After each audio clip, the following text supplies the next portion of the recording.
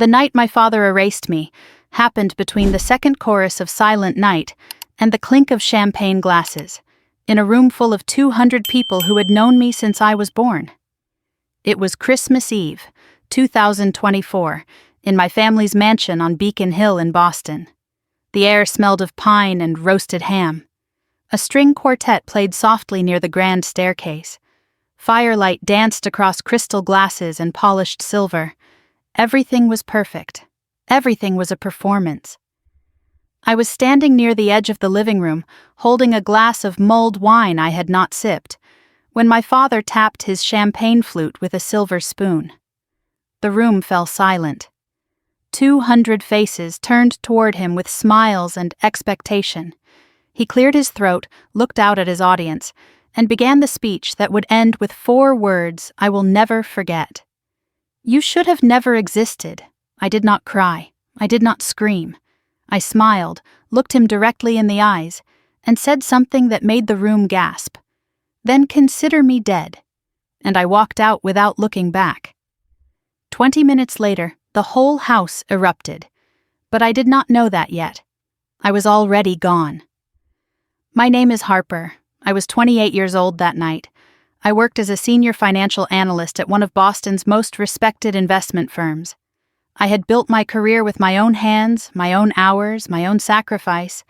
None of it mattered to my father. To him, I was always the afterthought, the mistake, the daughter who should have been a son. The Donovan mansion had been decorated for weeks. $12,000 worth of flowers, my mother Judith had mentioned while suggesting I contribute to the cost. White lights wrapped around every banister. A 15-foot Christmas tree dominated the corner of the main living room, ornaments collected over 4 decades glittering under carefully placed spotlights. 200 guests filled the space: business partners, church congregation members, local politicians, old money families who had known the Donovan name for generations. Everyone who mattered in Boston society was there, dressed in their holiday finest, performing warmth and connection. I stood alone near the fireplace, watching my family work the room. My father, Richard, moved through the crowd like a king holding court. He laughed loudly at jokes that were not funny. He clapped men on their backs and kissed women on their cheeks. He was the CEO of Donovan Properties, a real estate company that had been in our family for 3 generations. To everyone in that room, he was a success, a patriarch, a man worth admiring. My mother Judith floated beside him, her hand occasionally resting on his arm, her smile never quite reaching her eyes. She was the perfect hostess. She always was. She touched arms and whispered greetings and made everyone feel seen, everyone except me. And then there was Brandon, my younger brother, 25 years old and already named COO of the family company. He stood at the center of a circle of admirers, telling stories about turning the business around, accepting praise for accomplishments he had not earned. His wife Lily stood a few steps behind him, silent and watchful. I noticed her looking at me once, but when our eyes met, she quickly looked away. A woman I did not recognize leaned toward her companion and whispered something while looking in my direction. I caught only a fragment. "Is that the daughter who—" The sentence died unfinished, but I understood. In this family, I was always the daughter who, the one who left, the one who did not fit, the one they discussed in half-sentences and meaningful glances. The string quartet shifted into a slow arrangement of "O Holy Night" as my father moved toward the center of the room. He tapped his glass again, and the conversations faded. My mother positioned herself beside him, her hand finding its familiar place on his arm. Brandon stepped forward, straightening his tie, preparing for his moment. I stayed where I was. My heart rate was already climbing, though I did not yet know why. My father began his speech with the usual words: family, legacy, gratitude. He thanked everyone for coming. He talked about the importance of tradition, of gathering, of supporting one another through the years. Then his voice shifted. He talked about challenges the company had faced, about difficult times 2 years ago that had tested them, about how they had emerged stronger. I knew what he was not saying. I knew the truth he would never speak aloud in this room. Then he turned to Brandon. He announced that his son would officially become CEO within 2 years, that Brandon had proven himself, that Brandon was the future of Donovan Properties. The room erupted in applause, glasses were raised, someone shouted to the Donovans, and 200 people echoed the toast. I watched my brother accept praise for work he had never done. I watched my father beam with pride at the son who had nearly destroyed everything. I watched my mother smile as if this narrative was truth instead of theater. And I said nothing. I had learned long ago that silence was safer. Brandon's eyes found me across the room. He smirked. The same smirk he had worn as a child when he broke my things and faced no consequences. The same smirk that said, "I know something you do not." I held his gaze until he looked away. The applause faded. Conversations resumed. I thought the worst was over. I was wrong. My father approached me 20 minutes later. His smile was still in place, but his eyes were cold. My mother followed close behind, her expression tight with something I recognized as warning. They stopped in front of me, close enough that nearby guests could hear every word.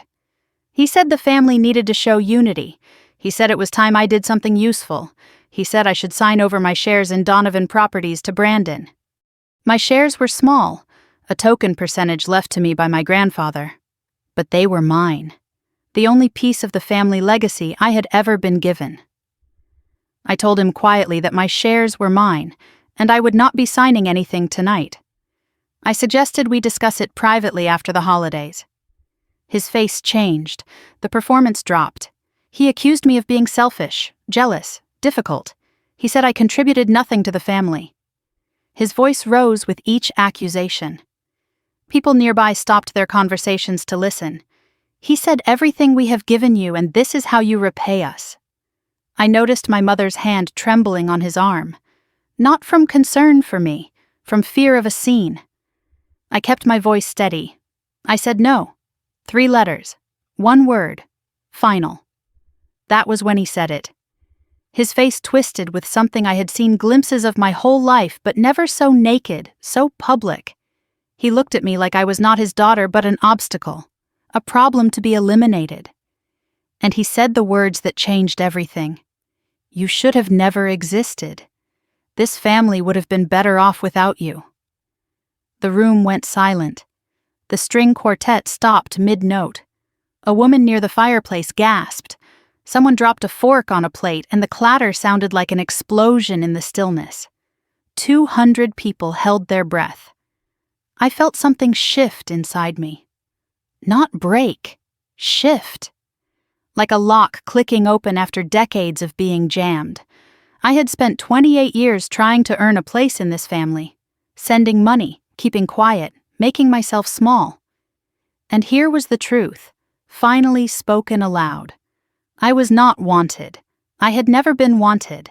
I had simply been tolerated. The realization did not destroy me. It freed me. I did not cry. I did not argue. I smiled, small, steady, real. Then consider me dead. My voice was clear enough for everyone to hear. I set down my untouched wine glass on the nearest table. I walked to the coat rack near the front door. I put on my coat slowly, deliberately, aware of every eye in the room following me. My heels clicked against the marble floor, the only sound. I opened the front door. Cold December air rushed in, carrying snowflakes that melted on the threshold. I stepped outside without looking back. The door closed behind me. I did not know that I had left my handbag on the sofa near the entrance. I did not know that inside that bag were documents that would change everything. I did not know that in 20 minutes someone would find them, and the room I had just left would erupt into chaos. I only knew one thing as I walked toward my car, snow falling gently on my shoulders, the sounds of the party muffled behind me. I was finally free, and freedom, I would soon learn, has a price. One my family was about to pay. I learned what happened next from Lily. Weeks later, over coffee in a quiet corner of a Back Bay cafe, she told me everything. Her voice still trembled as she described it, her hands wrapped around her cup like she was holding onto something solid in a world that had shifted beneath her feet. She said she would never forget the 20 minutes after I walked out that door. Neither would anyone else who was there. The party tried to resume. That was what she told me first. My father laughed too loudly at something no one had said. He waved his hand dismissively and announced to the guests nearest him that it was just family drama. You know how daughters can be. Some people laughed nervously, others exchanged glances that said more than words ever could. My mother circulated through the room, touching arms, whispering reassurances. She has been under so much stress lately. The holidays are difficult for her, excuses wrapped in concern, designed to rewrite what 200 people had just witnessed. Brandon stood near the bar, drinking whiskey faster than he should have.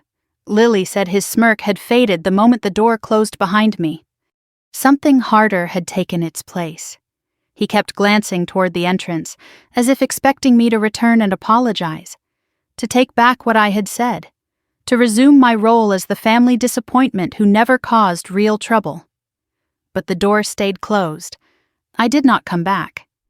The string quartet started playing again, but the music felt wrong now, forced. Guests began making excuses. Long drive tomorrow, children waiting at home, early morning obligations. The party was dying and everyone knew it. They had come to celebrate the Donovan family. Instead, they had witnessed its fracture. Lily stood apart from the others, watching. She had not said a word since I left, but her eyes kept drifting to something on the sofa near the entrance. A handbag. Navy leather, simple and elegant. She recognized it as mine. She walked over and picked it up. Her first thought was practical. I might need my phone, my keys. She could set it aside somewhere safe, maybe give it to my mother to return later. She unzipped it and looked inside. There was no phone. I must have had it in my coat pocket. But there was a folder.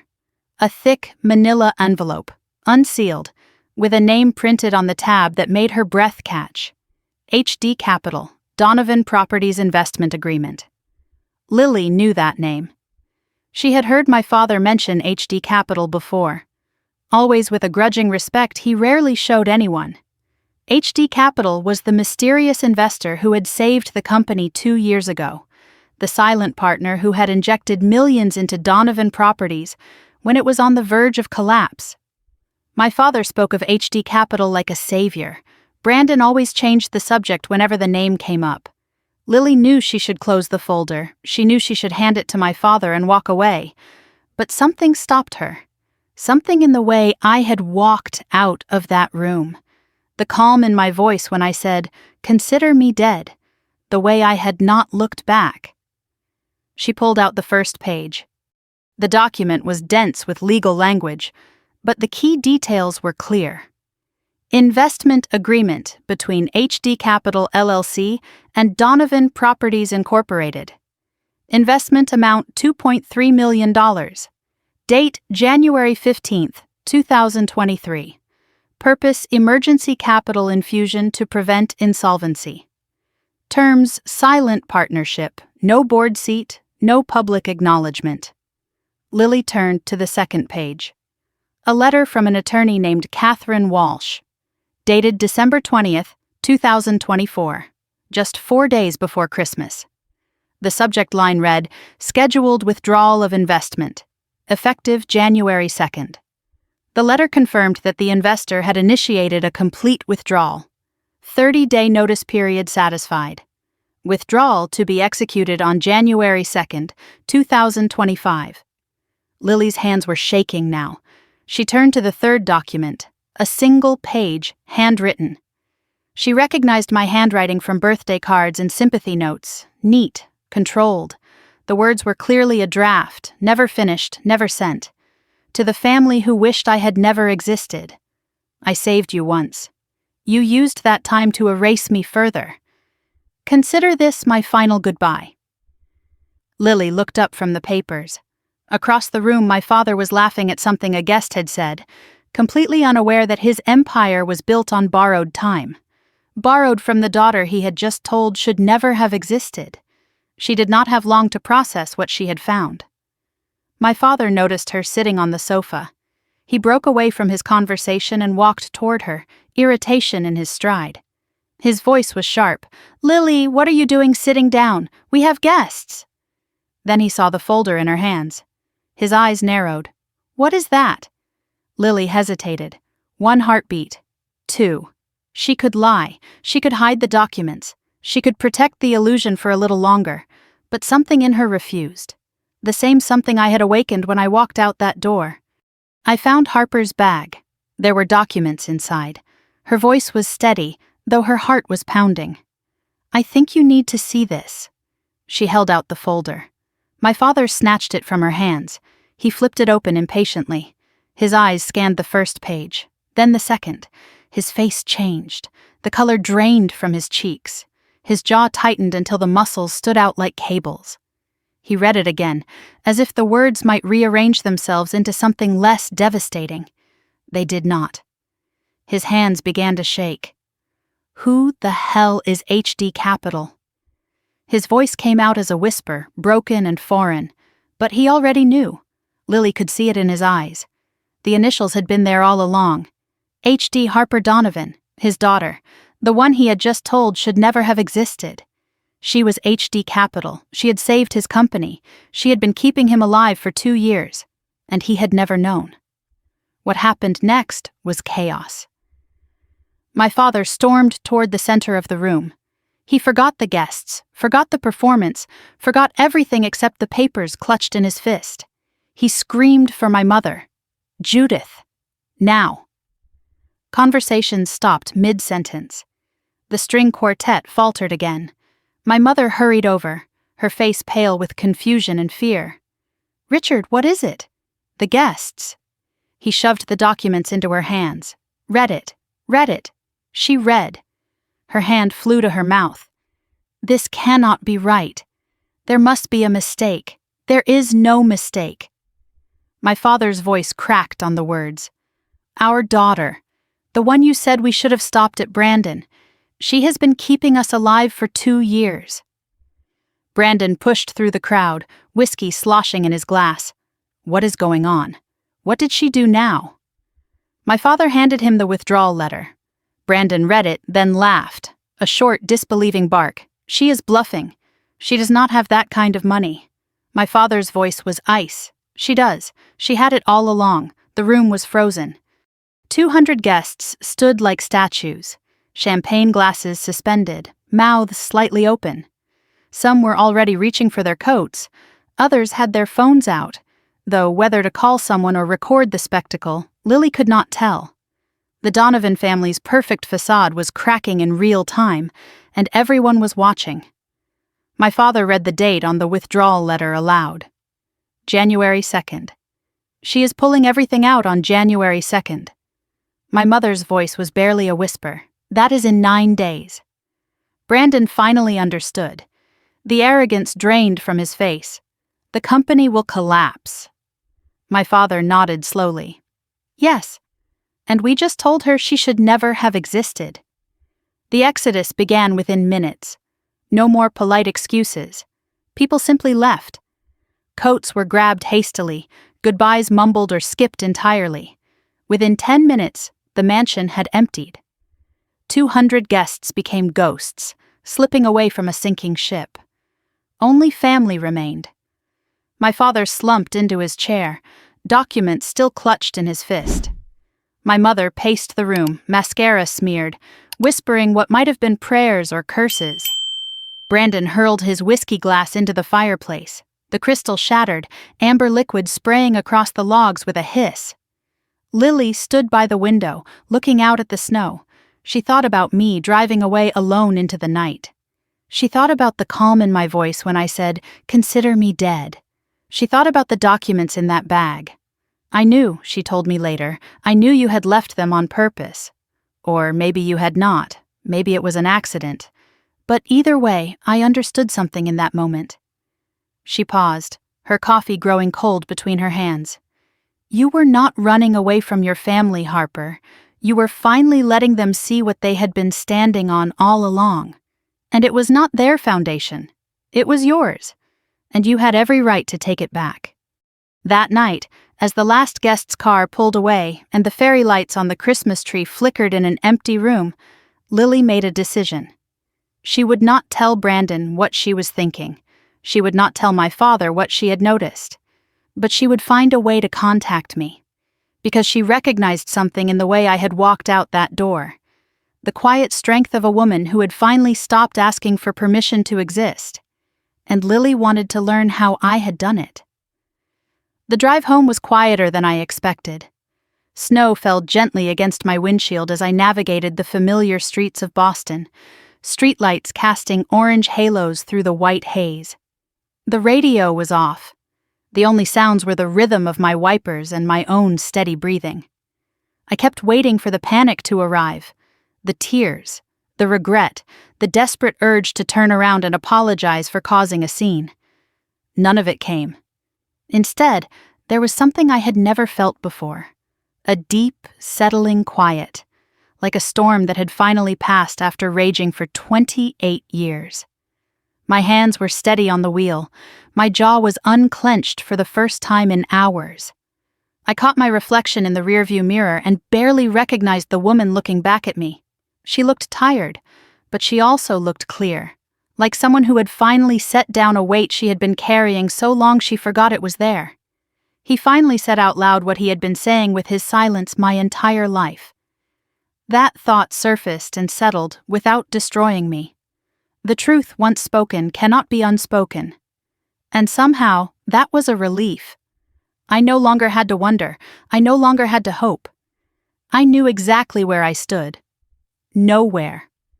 My phone buzzed in my coat pocket. Once, twice. Then continuously, vibrating against my hip like something alive and angry. I did not reach for it.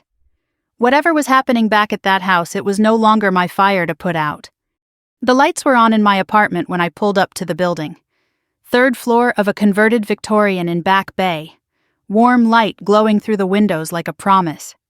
Marcus's car was already in the guest spot. He had chosen to wait for me instead of attending the party. He said he did not trust himself to stay quiet if my father said something cruel. I had told him he was overreacting. I had been wrong. I climbed the stairs slowly, each step feeling heavier than the last. Not from despair, from release. It is exhausting to finally let go of something you have been gripping for decades. My key turned in the lock. The door opened. And there he was. Marcus was on the couch, laptop open, pretending to work. But I knew he had been watching the door, waiting. His face shifted the moment he saw me. Not surprise, recognition. He knew something had happened. He could read it in the way I moved, the way I breathed, the way I stood in the doorway without speaking. He did not ask what happened. He simply stood, crossed the room, and wrapped his arms around me. He held me in silence for a long moment, his heartbeat steady against my cheek, his warmth seeping through my coat. Then, softly, he said I made tea. It is still warm. I leaned into him and let myself be held. I breathed, really breathed. For the first time that night. Then I pulled back and looked at his face. His eyes searched mine, looking for cracks. He found none. And I could see that worried him more than tears would have. We sat together on the couch, teacups in hand, steam rising between us. The lamp cast a soft glow across the room. Snow was still falling outside the window, muffling the sounds of the city. The apartment felt like a sanctuary, a place where the rules of my family did not apply. I told him everything. The party, the guests, the performance of warmth and success. Brandon's announcement and the applause I had watched from the edges. My father's demand for my shares, my refusal. His escalation, the accusations, selfish, jealous, difficult. And then the words, "You should have never existed. This family would have been better off without you." Marcus's hand found mine and squeezed. His jaw tightened, but he did not interrupt. He let me tell the story at my own pace. I told him about my response. Then consider me dead. The walk to the door, the silence of 200 people watching, the cold air on my face, the door closing behind me. When I finished, he exhaled slowly. His thumb traced circles on my palm. "What do you want to do now?" His voice was gentle but direct. No one had asked me that question in years. I paused. Thought about it honestly. Nothing. I want to do nothing. I want to let the silence speak for me. He nodded. He did not try to fix it. He did not offer solutions or advice or platitudes about how family was complicated. He simply said then, "That is what we do." And I realized this was what safety felt like. Not the absence of pain, the presence of someone who did not require me to perform. I had told him almost everything. Almost. I had not mentioned the handbag I left behind, the documents inside, the withdrawal scheduled for January 2nd. Some truths, I decided, could wait until morning. My phone was vibrating on the kitchen counter where I had left it. It had not stopped since I walked in the door. The screen lit up continuously with calls, texts, notifications. A chorus of demands from people who had not spoken to me in months, suddenly desperate to reach me. I walked to the counter, picked up the phone, did not look at the messages. One by one, I blocked numbers. Richard Donovan, blocked. Judith Donovan, blocked. Brandon Donovan, blocked. Each tap felt like a door closing. And for once, I was the one holding the key. Marcus watched from the couch. He did not tell me to reconsider.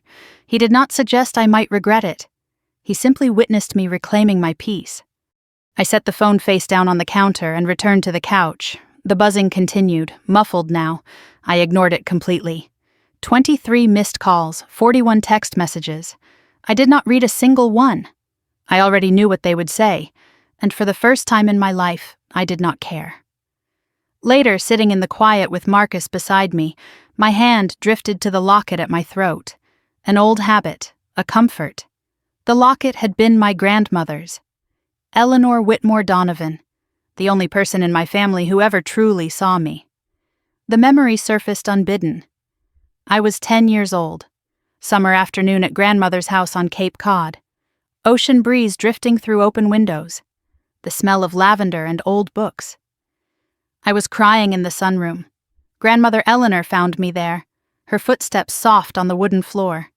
She sat beside me without asking what was wrong. She waited until I was ready to tell her. Brandon broke my science project. The one I had worked on for 3 weeks. I was supposed to present it at school tomorrow. Mom said, "Let it go, he is just a boy." Dad said, "Stop being so dramatic." No one punished Brandon. No one even apologized. Grandmother took my hands in hers. Her skin was soft, thin with age, but her grip was firm. She looked into my eyes with full attention, the way no one else in my family ever did. "Harper, listen to me. You are not too much. You are not too sensitive. You are exactly right. The people who cannot see your worth are the ones with limited vision, not you." Then she did something I have never forgotten. She reached behind her neck and unclasped the locket she had worn for 50 years, the one her mother had given her. She placed it around my neck and fastened it gently. This was my mother's. Now it is yours. Whenever you forget who you are, touch this. Remember that someone saw you. Someone knew. I wore that locket every day after. Through middle school, through high school, through college and my first job and every family dinner where I felt invisible. I wore it the night my father erased me in front of 200 people. I was wearing it now. Eleanor died when I was 18, a heart attack, sudden and swift. At her funeral, I stood at the grave and cried openly. My father whispered to my mother, "She is making a scene. Can she not control herself?" I heard every word. The family said there was no will, no inheritance. Eleanor's estate had gone to medical bills and taxes. There was nothing left. I believed them. I was too deep in grief to question it. But grandmother had promised to take care of me. "I have made arrangements," she said, weeks before she died. Arrangements that never came. Or so I had believed. Until a lawyer named Catherine Walsh found me 2 months ago. The memories kept coming. 12 years old. I won the regional spelling bee. At dinner that night, the conversation centered entirely on Brandon's soccer tryout. No one mentioned the trophy in my bag. 15 years old, I was accepted into the honors program at school. My father's response was, "Do not let it go to your head. Brandon has natural talent. You just work hard," the implication clear. Effort was inferior to giftedness. 17 years old. My college counselor called home with news. Full scholarship offers from 3 universities. My mother's response was, "We need to focus on Brandon's applications. He needs more help than you do." I applied alone, accepted alone, packed alone, 18 years old, grandmother's funeral. The only one who ever saw me, gone. Every milestone erased, every achievement minimized, every tear criticized. I spent 18 years learning one lesson. I did not matter. It took another 10 years to unlearn it. I opened my eyes. Marcus was watching me quietly. I had been silent for several minutes, lost in memory. I did not explain where I had gone. I did not need to. He knew enough. He saw enough. "Are you okay?" His voice was soft. A simple question. Everyone asks it. But Marcus meant it differently. He wanted the real answer. I thought about it. I did not perform. I did not deflect. For the first time, I said slowly, "Yes, I think I am." He pulled me closer. His arms wrapped around me like a promise. He said out loud what I always knew he felt. And instead of destroying me, it set me free. I spent 28 years trying to earn a place that was never offered. Tonight, I stopped trying. Marcus pressed his lips to my hair. "Then tonight is the beginning, not the end." I rested my head on his shoulder. Snow continued falling outside. The phone had finally gone silent. Perhaps they had given up. Perhaps the battery had died. I did not check. I closed my eyes, grandmother's locket warm against my chest. I had walked into that party as the daughter who was never enough. I walked out as a woman who finally knew her own worth. The family I was born into had rejected me. But sitting here, in the warmth of a home I had built myself, beside a man who chose me without conditions, I understood something my father never would. Family is not blood. Family is who stays when staying is a choice. And Marcus had chosen to stay. Christmas morning arrived without fanfare. I woke before dawn in my quiet apartment. Gray winter light filtering through the curtains. Marcus still asleep beside me. For a moment I lay still, listening to his breathing, waiting for the familiar knot of anxiety that always accompanied holiday mornings. The dread of family obligations, the mental preparation for another day of being invisible. But the knot did not come. There was only silence, real silence, the kind that belongs to you. I slipped out of bed carefully and made my way to the kitchen. Coffee first. Always coffee first. I stood at the window watching the steam rise from my mug, watching Boston wake up beneath a blanket of fresh snow. The world looked peaceful, paused, like it was holding its breath between what was and what would be.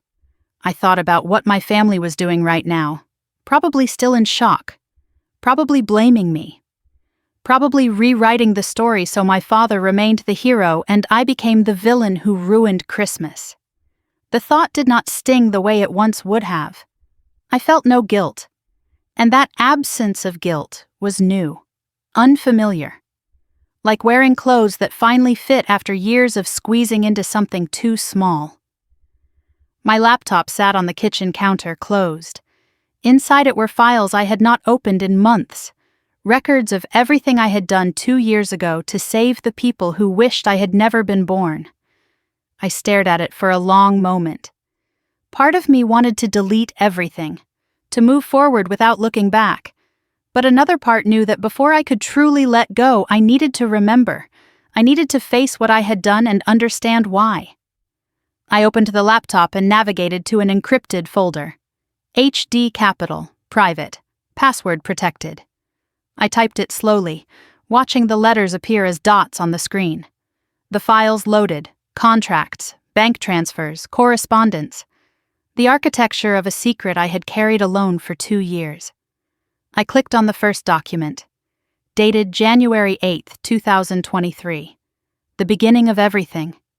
2 years ago, I discovered a truth that should have destroyed my family. Instead, I chose to save them. This is how it happened. It was a Tuesday evening in January 2023. I was working late at my office, finishing an analysis for a client, when an email arrived in my inbox. Wrong recipient. Clearly misdirected. The sender was a commercial lender I had worked with on a different deal months earlier. The subject line made my stomach tighten. Donovan Properties. Loan default warning. I should have deleted it. It was not meant for me. But something made me click. Call it instinct. Call it fate. Call it the universe finally deciding I deserved to know the truth. The email was devastating. Donovan Properties was 3 months behind on a $2.8 million loan. Default proceedings would begin within 30 days. The company's credit lines were maxed out. Assets had been leveraged against multiple loans. The lender was demanding immediate resolution or they would begin seizing collateral. My father's company, the family legacy he never stopped talking about. The business my brother was supposedly running as COO. It was dying, and no one had told me. I should have closed the email and walked away. Instead, I started digging. I used every skill I had developed as a financial analyst. I pulled public records, cross-referenced filings, traced cash flows through quarterly reports. What I found was worse than the email suggested. Donovan Properties was not just struggling, it was hemorrhaging money. At the current rate, they had 6 weeks of operating capital left. Maybe less. The numbers did not lie. 53 employees depended on that company for their paychecks. The receptionist, Maria, who had worked there for 20 years. Tom, the maintenance supervisor with 3 kids. Young agents just starting their careers. None of them had any idea they were weeks away from unemployment. I kept digging. I needed to understand how this had happened. My father was arrogant, but he was not stupid. He had run that company for 30 years. How had it come to this? The answer was in the cash flow statements. Large withdrawals had started 18 months earlier, all authorized by Brandon as COO, categorized as business development and client entertainment. But the amounts did not match any legitimate business activity. 50,000 here, 75,000 there, sometimes 100,000 in a single week, always on Fridays, always round numbers, always cash or wire transfers to accounts I did not recognize. I knew that pattern. I had seen it in fraud cases at my firm. This was not business development. This was gambling. My brother had been gambling with company money, chasing losses with bigger bets. The classic spiral that destroys everything it touches. I called a contact who worked in forensic accounting. Without naming names, I described what I was seeing. Her response confirmed my worst fears. Classic gambling debt spiral. Whoever is doing this is in deep, and they are not going to stop until someone makes them. Brandon had gambled away nearly $2 million of company money. He had hidden it with creative accounting that my father either did not understand or did not want to see. The golden child, the heir apparent, the son who could do no wrong. He had nearly destroyed everything. I remember the moment the full picture came into focus. I was sitting in my apartment at 3 a.m, surrounded by printouts and notes, and I threw up. Twice. Not from fear, from the weight of knowing something I could never unknow. I had options. I could do nothing. Let the company fail. Watch my family face the consequences of their own choices. There was a certain justice in that. They had never valued me. Why should I save them? Or I could tell my father the truth. Expose Brandon. Become the messenger who delivered news no one wanted to hear. But I knew how that would end. My father would find a way to blame me. He always did. The family would close ranks around Brandon. They always did. And I would be cast out for daring to speak the truth. There was a third option. One that made no logical sense. One that went against every instinct for self-preservation I had developed over 28 years of being dismissed and diminished. I could save them. quietly, anonymously, without ever letting them know. I kept coming back to the 53 employees. Maria with her kind smile and her 20 years of loyal service. Tom, who coached Little League on weekends and always asked about my day when I visited the office. The young agents with student loans and apartment leases and dreams they were building one commission at a time. None of them had caused this disaster. All of them would suffer for it. Could I watch innocent people lose their jobs just to punish a family that never valued me? Could I let 53 families face financial ruin because my father and brother were too proud and too reckless to see what they had done? The answer came to me as the sun rose over Boston. I could not save my family, but I could save the people they would have destroyed. I created HD Capital LLC within a week. The initials were a private joke. Harper Donovan, hiding in plain sight. I hired an attorney outside Boston, someone with no connection to my family. All communications would go through her. My name would appear nowhere in public documents. HD Capital would be a ghost that wrote very real checks. The investment was $2.3 million. My entire life savings. $800,000 I had scraped together over years of careful living and smart investments, plus a loan against my future earnings. $1.5 million that I would spend a decade paying back. I did it anyway. I insisted on specific terms. No board seat. No public acknowledgement. But one clause was non-negotiable. Full withdrawal rights with 30 days' notice. My attorney asked why. I told her it was insurance, in case they proved me right about them. The wire transfer went through on February 1st, 2023. $2.3 million. My entire financial future sent to save people who had never sent me so much as a thank you card. The confirmation email arrived at 3:47 in the afternoon. I stared at it for an hour. Then I deleted it and went back to work. 1 month later, I attended a family dinner. My father was in an expansive mood, cheerful, boastful. The crisis had passed, and he had already rewritten the story in his head. We secured a major investor, he announced over roast beef and red wine. HD Capital. Very private, very serious money. I always knew the company was solid, just needed the right people to see it. Brandon raised his glass, relief barely hidden beneath his smirk. My mother smiled and nodded.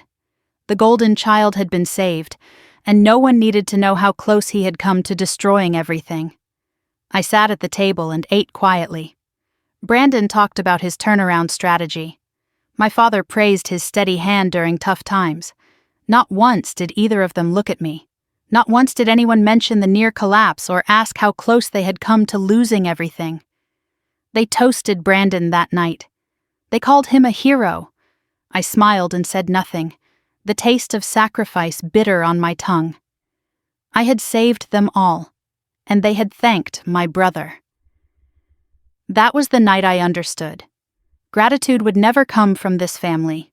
Only the truth could set me free. And the truth had a deadline. I closed the laptop as Marcus appeared in the kitchen doorway, sleepy-eyed and rumpled.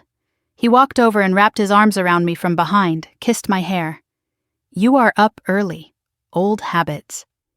He saw the laptop, the encrypted folder still visible on the screen. He knew about HD Capital. I had told him 6 months ago. He was the only person in the world who knew the full truth. "Having second thoughts?" he asked. I closed the laptop gently. "No, I gave them 2 years. They used that time to tell me I should never have existed." I paused, feeling the weight of my own words. January 2nd is not revenge. It is just the end of pretending. Marcus nodded. He understood. He always did. I had carried this secret for 2 years. The weight of saving people who despised me. The silence of sacrifice without acknowledgement. Now that silence was about to break. And Harper Donovan, the girl who was never enough, was finally ready to let the truth speak. The day after Christmas arrived with a stillness I had never known. I woke in my apartment with Marcus beside me, morning light filtering through the curtains, and for a moment I simply lay there listening to the quiet. No obligations pulling at me, No family schedule I had to rearrange myself around. No mental preparation for another performance of the dutiful daughter. There was only silence. Heavy, unfamiliar, but mine. Marcus had made breakfast. Eggs, toast, fresh coffee. We ate together at the small kitchen table, conversation light and easy. He told me about a project at work. I told him about a book I wanted to read. Normal things, ordinary things, the kind of morning I had rarely allowed myself because there was always something more urgent. Someone who needed me to fix something. Someone who needed me to send money or smooth things over or absorb their disappointment without complaint. My phone sat on the counter, face down, silent. I had not turned it on since blocking my family the night before. It felt like leaving a door locked that I used to keep open out of obligation. Part of me wanted to check. The old instinct was strong, but I resisted. Whatever was happening on the other side of that silence, it was no longer my responsibility. Marcus glanced at the phone as he cleared our plates. "You will have to turn it on, eventually." I took a slow sip of coffee. Eventually is not today. He did not argue. He understood that I was not avoiding. I was choosing. There is a difference. Later that morning, with Marcus reading on the couch nearby, I finally picked up the phone. I turned it on with deliberate calm and watched the screen load. Then the notifications began. The phone vibrated continuously for nearly 2 minutes, message after message, call after call. The screen filled with names and numbers and demands. 67 missed calls. Over 100 text messages. 32 voicemails. 18 emails. The numbers were staggering. In 24 hours, my family had tried to reach me more times than they had in the previous year combined. I scrolled through the sources. My father, 23 calls. My mother, 14 calls. Brandon, 11 calls. The rest were numbers I did not recognize. Relatives, family friends, people who had been recruited to reach me because I had blocked the direct lines. I sampled a few of the text messages. My father's were short and sharp. "Call me now. This is not over. You will regret this." My mother's were longer, winding, designed to induce guilt. "Please, honey, let us talk. Your father is very upset. Think of the family." Brandon's messages started with accusation and ended with threat. "What did you do? You have destroyed everything." One text caught my attention. Sent from Brandon at 3:17 in the morning. "I know what you did. I know about HD Capital. This is not over." I smiled at the screen. He had finally figured it out. It only took him 2 years. I did not respond to any of them. I archived the messages and set the phone back on the counter. My hands were steady. My breathing was calm. The flood of their desperation did not touch me the way it once would have. Marcus looked up from his book. "How bad?" I told him the numbers. He let out a low whistle. Then he asked the only question that mattered. "How do you feel?" I considered it honestly. "Clear. I feel clear." I decided to listen to the voicemails. Not to torture myself. To document. If this escalated further, I might need evidence. I put in my earbuds and pressed play. My father's first message was barely contained rage. Recorded at 11:47 on Christmas Eve, less than an hour after I left. "You think you can just walk out? You think this is over? Call me back. Now." His second message came at 2:15 in the morning. His words slurred slightly. He had been drinking. "HD Capital. You thought we would not figure it out. You have been lying to us for 2 years. The third message was colder. "Calculated. Recorded at 9:30 Christmas morning. My lawyers will be in touch. You cannot withdraw that investment. There are contracts. There are consequences."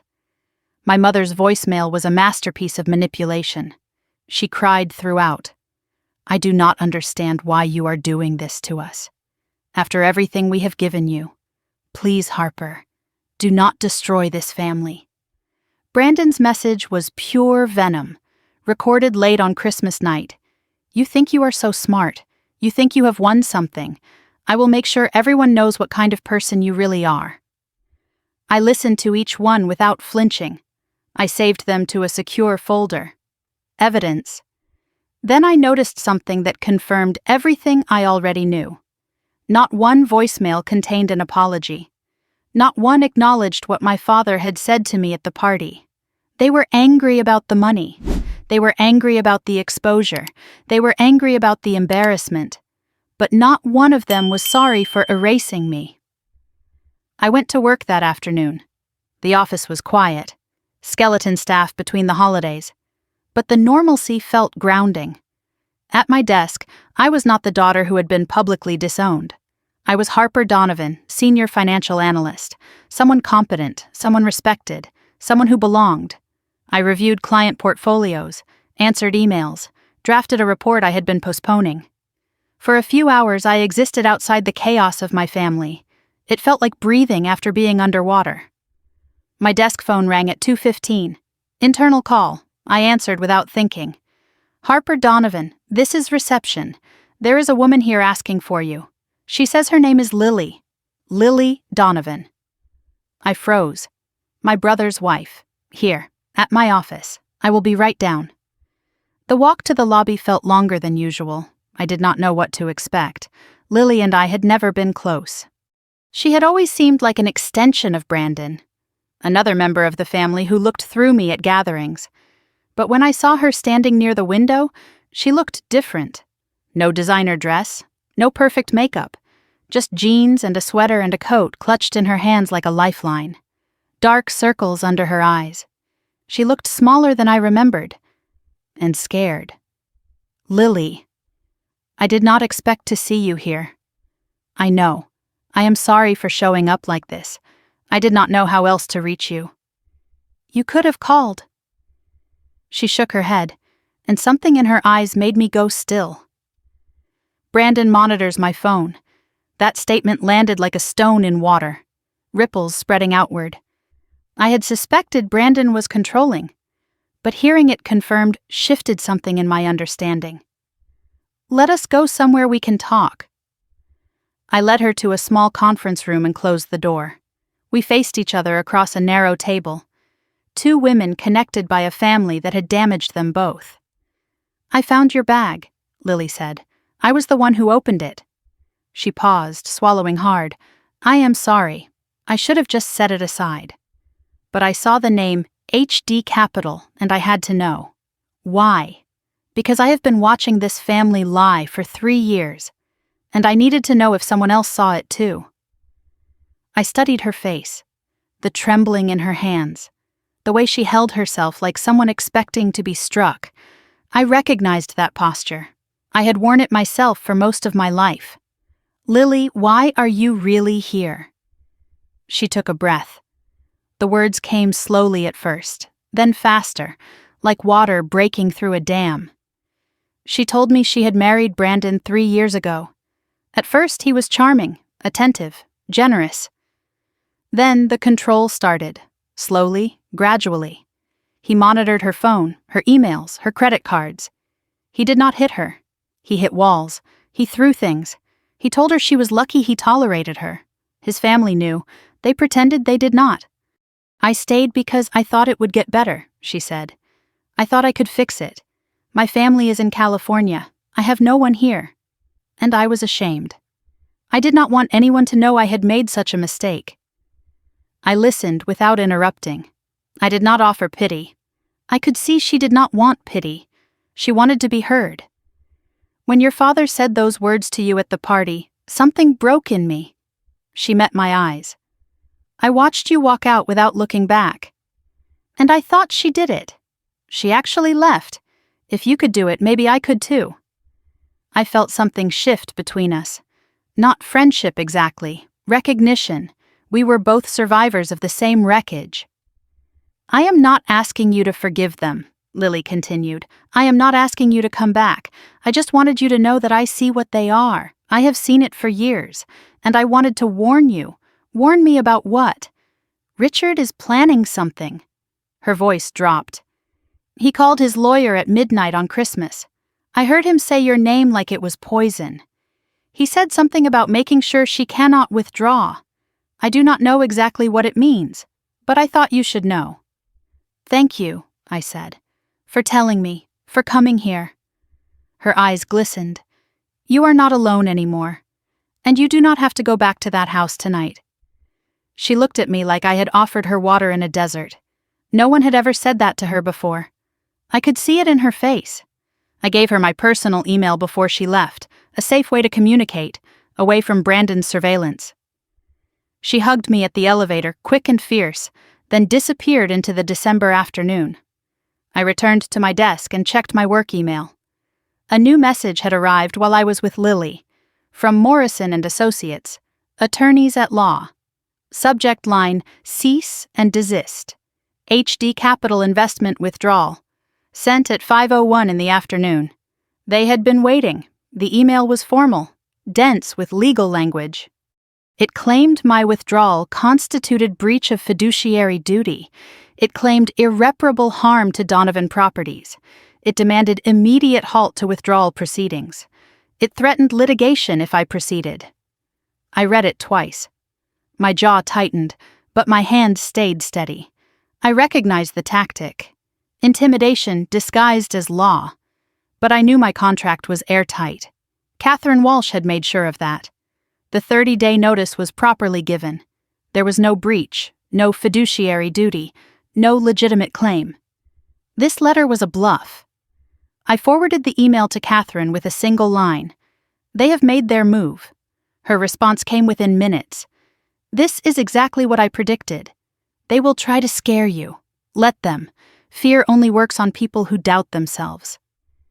I closed my laptop and looked out the window at the darkening Boston skyline. I did not doubt myself, not anymore. Richard Donovan had picked a fight with the wrong daughter, and in 7 days he would learn exactly how wrong. I woke on December 27th with a strange clarity, 2 days after Christmas. The cease and desist from my father's lawyers sat in my inbox like a declaration of war. I had spent the night thinking about my next move, and by morning I knew exactly what I needed to do. I was done playing defense. It was time to go on offense. I called Catherine Walsh at 8 in the morning. She answered on the second ring, her voice alert and sharp despite the early hour. "I was expecting your call. I saw the cease and desist. How soon can we meet?" I cleared my morning. "Come to my office at 10. There was something in her voice I had not expected. Excitement. "They have made a mistake, Harper, a big one, and I have been waiting for this." My pulse quickened. I had no idea what she meant, but I was about to find out. Catherine Walsh's office occupied a corner of a high-rise in Boston's financial district. 10th floor, harbor views, the kind of space that announced success without shouting it. She was waiting for me when I arrived. Mid-50s, silver-streaked hair, sharp eyes that missed nothing. Her desk was organized chaos, files stacked with precision, legal pads covered in neat handwriting, a woman who thrived on complexity. I had found Catherine through a colleague's recommendation 6 months earlier. Former prosecutor turned private practice. She specialized in financial crimes and family disputes. When I first told her my story, she had taken my case pro bono. "I hate bullies," she said simply, "and your family sounds like a collection of them." She gestured for me to sit across from her, not behind her desk. Equal seating, a deliberate choice. The cease and desist letter lay on the table between us. Catherine picked it up and waved it dismissively. "This is garbage, legal theater. They have no standing." She broke it down for me piece by piece. HD Capital's contract was ironclad. The 30-day notice had been properly executed. Breach of fiduciary duty did not apply because I was an investor, not a fiduciary. My father's lawyers were bluffing, hoping I would blink, hoping I was still the compliant daughter who backed down at the first sign of conflict. "We do not respond to this letter," Catherine said. "We do not engage with their narrative. Instead, we go on offense." "What do you mean?" She leaned forward, eyes sharp with something that looked like anticipation. She opened a drawer and pulled out a thick manila folder. The tab read, "Eleanor Whitmore Donovan. Testamentary Trust." I stopped breathing. Eleanor Whitmore. Donovan, my grandmother's full name. Before we talk about HD Capital, Catherine said, we need to talk about your inheritance. The folder felt heavy in my hands when she slid it across the desk. I opened it slowly, not sure what I was about to find. The first document was dense with legal language, but the key details were clear. Eleanor Whitmore, Donovan Living Trust. Dated March 2014. Trust amount $800,000. Beneficiary Harper Elizabeth Donovan. Trustee Richard Allen Donovan. Distribution date upon beneficiary's 21st birthday. I did the math in my head. My grandmother created this trust in 2014. She died in 2015. I turned 21 in 2017. That was 7 years ago. The trust should have been distributed 7 years ago. It never was. I do not understand. My voice came out barely above a whisper. My father said there was no inheritance. He said grandmother's estate went to medical bills and taxes. He said there was nothing left. Catherine's expression hardened. He lied. The trust was separate from the estate. As trustee, he had a legal obligation to inform you and distribute the funds on your 21st birthday. He did neither. She let that sink in before continuing. Harper, this is fraud. This is theft. This is potentially criminal. I stared at the number on the document. $800,000. With 7 years of interest, Catherine explained, the current value was approximately $920,000. I thought about my student loans. $42,000 I had paid off by myself, pinching pennies, skipping vacations, saying no to everything that was not essential. I thought about the loan I took to save my father's company. $1.5 million I would spend a decade repaying. I thought about every Christmas I had struggled to afford gifts for a family that wished I had never existed, and all along my father had been sitting on nearly $1 million that belonged to me. Catherine pulled more documents from the folder. She explained how she had found the trust. When I first mentioned my grandmother Eleanor in our initial meeting, Catherine had done routine due diligence. She discovered the trust in probate records. My father had filed it with the court, but never executed the distribution. For 7 years, he had signed annual trustee reports claiming pending distribution. For 7 years, he lied to the court. There was more. Eleanor had included a letter with the trust documents. Catherine handed it to me carefully, like she understood what it would mean. I recognized the handwriting instantly. The same loops and curves I remembered from birthday cards when I was a child. From notes tucked into my suitcase when I left for college. From the last letter she ever sent me, 2 weeks before she died. My dearest Harper, my phoenix. If you are reading this, you have found someone worthy of your heart. You have survived whatever storms came. You have built a life of your own. Wear this bracelet as my blessing. Know that I am with you. You were never too much. You were always exactly enough. Rise, my darling. Rise and be free. All my love forever. Grandma Eleanor. The letter blurred as tears filled my eyes. First tears since Christmas. Not tears of sadness. Tears of being seen. Even from beyond the grave, my grandmother was still protecting me, still believing in me, still calling me her phoenix. The letter ended with a single line that made my heart stop. If this trust is not distributed on your 21st birthday, something has gone wrong. Find a lawyer you trust. And know that everything I feared about your father was true. She knew. Eleanor knew what my father was. She had tried to protect me even then. Catherine gave me a moment to compose myself before explaining our options. We had 2 paths forward. Criminal complaint for breach of fiduciary duty and fraud, or civil lawsuit to recover the trust plus damages, or both. The stakes for my father were severe. Criminal charges could mean prosecution. A civil judgment could force liquidation of assets. Combined with the HD Capital withdrawal, Donovan Properties could not survive. His reputation would be destroyed. What do you want to do? Catherine asked. I thought about the question carefully. I thought about revenge versus justice, about what Eleanor would have wanted. I want what is mine. The trust, with interest. I want the withdrawal from HD Capital to proceed as scheduled, and I want him to know that I know. That is punishment enough. Catherine nodded. Then let us begin. She started drafting the demand letter while I watched. Addressed to Richard Allen Donovan. Subject line: formal demand. Breach of fiduciary duty, fraudulent concealment, and misappropriation of trust assets. I felt no guilt, only clarity. I returned to work that afternoon. Wellington Partners was quiet between the holidays, but something felt different the moment I walked in. Colleagues glanced at me, then looked away. Conversations stopped when I passed. The receptionist's smile seemed strained. My instincts flared. I knew this feeling. Something had happened. My boss appeared at my desk within the hour. David Patterson. Distinguished, gray-haired, the kind of man who had seen everything in 40 years of finance. He asked if he could see me in his office. His tone was careful, neutral, the tone people use for difficult conversations. His office door closed behind me. He did not sit behind his desk. He sat beside me. "Harper, I need to ask you something directly. Have you had a mental health crisis recently?" The question hit like cold water. Patterson explained. Someone had called the firm's human resources department. Anonymous tip. The caller claimed I was unstable and potentially dangerous.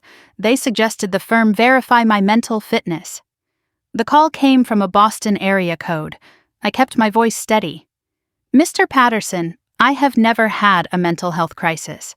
My family is attempting to discredit me because of a financial dispute.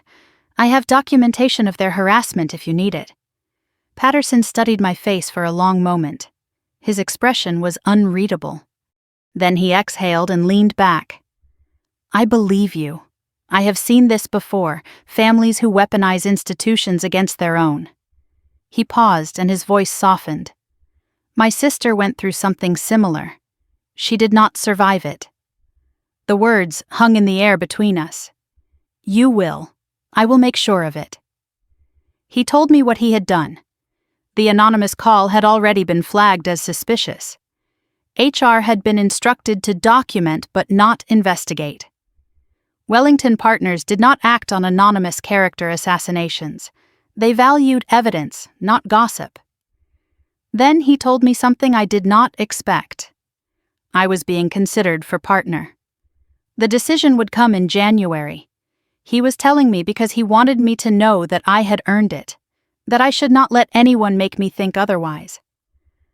Partner, the position I had worked toward for 6 years, the validation I had never received from my family, coming from colleagues who judged me by my work, not my bloodline. "Document everything your family is doing," Patterson said. "Keep records. If they escalate, we will support you legally if needed. This firm protects its own." I walked back to my desk feeling something I had not felt in years. Belonging. Not because I had earned it through sacrifice or silence, because I had built something real, a career, a reputation, a life that stood on its own merit. My father could spread all the lies he wanted. He could call every institution in Boston, but he could not erase what I had built. And in 5 days, when January 2nd arrived, he would learn that the daughter he dismissed had been the only thing standing between him and ruin. The countdown had begun. December 29th arrived with a strange stillness. 4 days until January 2nd. Catherine's demand letter about my grandmother's trust had been sent. The cease and desist from my father's lawyers sat unanswered. The silence from Beacon Hill felt strategic. My father was planning something. I knew him well enough to recognize the pattern. When Richard Donovan went quiet, it meant he was gathering ammunition. I spent the weekend documenting everything. Every voicemail saved to a secure folder. Every text message screenshotted. The cease and desist. The anonymous call to my workplace. Every piece of evidence that showed a family trying to destroy a daughter who had dared to walk away. My laptop held a folder labeled Evidence that grew thicker by the hour. This was what preparation looked like. Not the frantic scrambling of someone afraid, but the methodical work of someone ready. My phone buzzed with a message from an unknown number, not blocked, a new contact I had saved just days ago. Lily. Her message was short. Check your email. I found something. Be careful. My stomach tightened. Whatever Lily had found, it was not good news. I opened my laptop and navigated to the private email account I had given her. A message waited in my inbox. Subject line screenshots. Please delete after reading. The email contained 3 image attachments and a brief note. I have access to Brandon's personal laptop. He does not know. What I found confirms everything. I clicked on the first screenshot. A text conversation between Brandon and someone saved only as V. Brandon's messages were desperate, pleading. I need another 100,000. I can get it back this time. The response was cold. You are already in for 350. No more credit until you pay. Brandon again. Give me until January. I will have access to new funds. $350,000. My brother owed $350,000 to people who clearly did not accept excuses. The second screenshot made my blood run cold. An email draft from Brandon's sent folder. The recipient was an address I did not recognize, but the subject line told me everything. Rush order, signature samples attached. The body of the email was brief. Need authorization forms for financial transfer. Signature must match attached samples exactly. Payment upon delivery. Below the text were 3 images. My signature, taken from old family documents, birthday cards, tax forms, things Brandon should never have had access to. He was planning to forge my signature. The third screenshot was a text conversation between Brandon and my father. Richard's message was urgent. The lawyer sent a demand letter. She knows about the trust. Brandon's response. How much? Richard. All of it. We need to move before January 2nd. Brandon, I have a plan. Trust me. Richard. Your plans are what got us here. Brandon. This one will work. I just need her signature.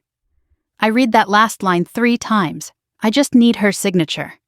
My father knew. He knew Brandon was planning to forge my signature to access HD Capital funds before the withdrawal could complete, and he was letting it happen. Marcus appeared in the kitchen doorway, saw my face, and crossed the room to stand beside me. He read the screenshots over my shoulder. His jaw tightened with each image. The scope of what I was seeing settled into my chest like ice.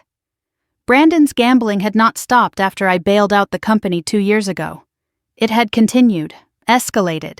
He now owed $350,000 to people who were clearly dangerous. His plan was to forge my signature on transfer documents and redirect HD Capital funds before I could withdraw them.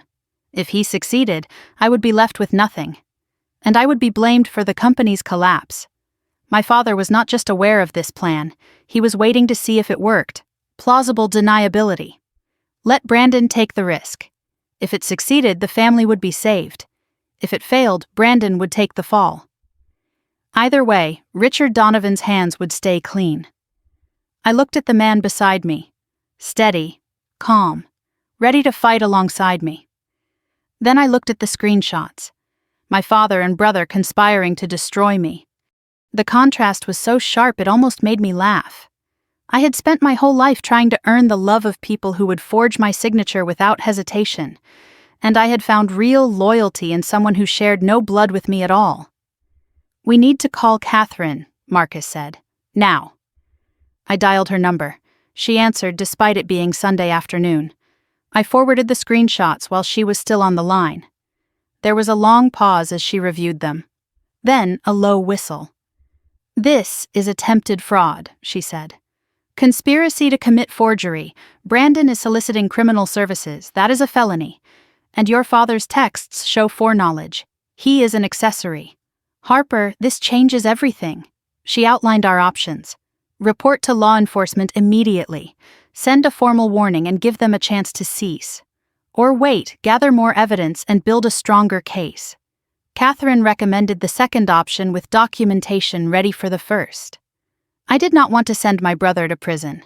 Despite everything, I did not want that. I wanted him to stop. I wanted them all to understand that I was not defenseless. Not anymore. Send the warning, I told Catherine. But keep the evidence ready. If they do not stop, we go to the authorities. Catherine paused before hanging up. I have to ask, why warn them? You have enough to put Brandon in handcuffs tonight. Because I want them to choose. They can stop now or they can keep going and face consequences. I want to know which kind of people they really are. Her voice softened. I think you already know. She was right. I did. But some part of me still hoped I was wrong. The warning letter went out on Monday morning. December 30th, addressed to Brandon Donovan. It stated that any attempt to forge my signature or access my accounts would result in immediate criminal prosecution. It referenced credible evidence of conspiracy without revealing Lily as the source. It warned that all HD Capital documents now required biometric verification. Any transfer would need my in-person authorization. The forgery plan was neutralized before it could execute. Copies went to my father and his lawyers. Lily texted me that afternoon with an update. Brandon is losing his mind. Threw his laptop against the wall. Richard locked himself in his study. Has not come out in hours. Your mother is on her third glass of wine. It is not even noon. They are scared. Really scared. I read her message and felt something unexpected. Nothing. No satisfaction, no guilt, no triumph. Just a hollow recognition that the people who raised me were strangers. They had always been strangers. I had just been too busy trying to earn their love to notice.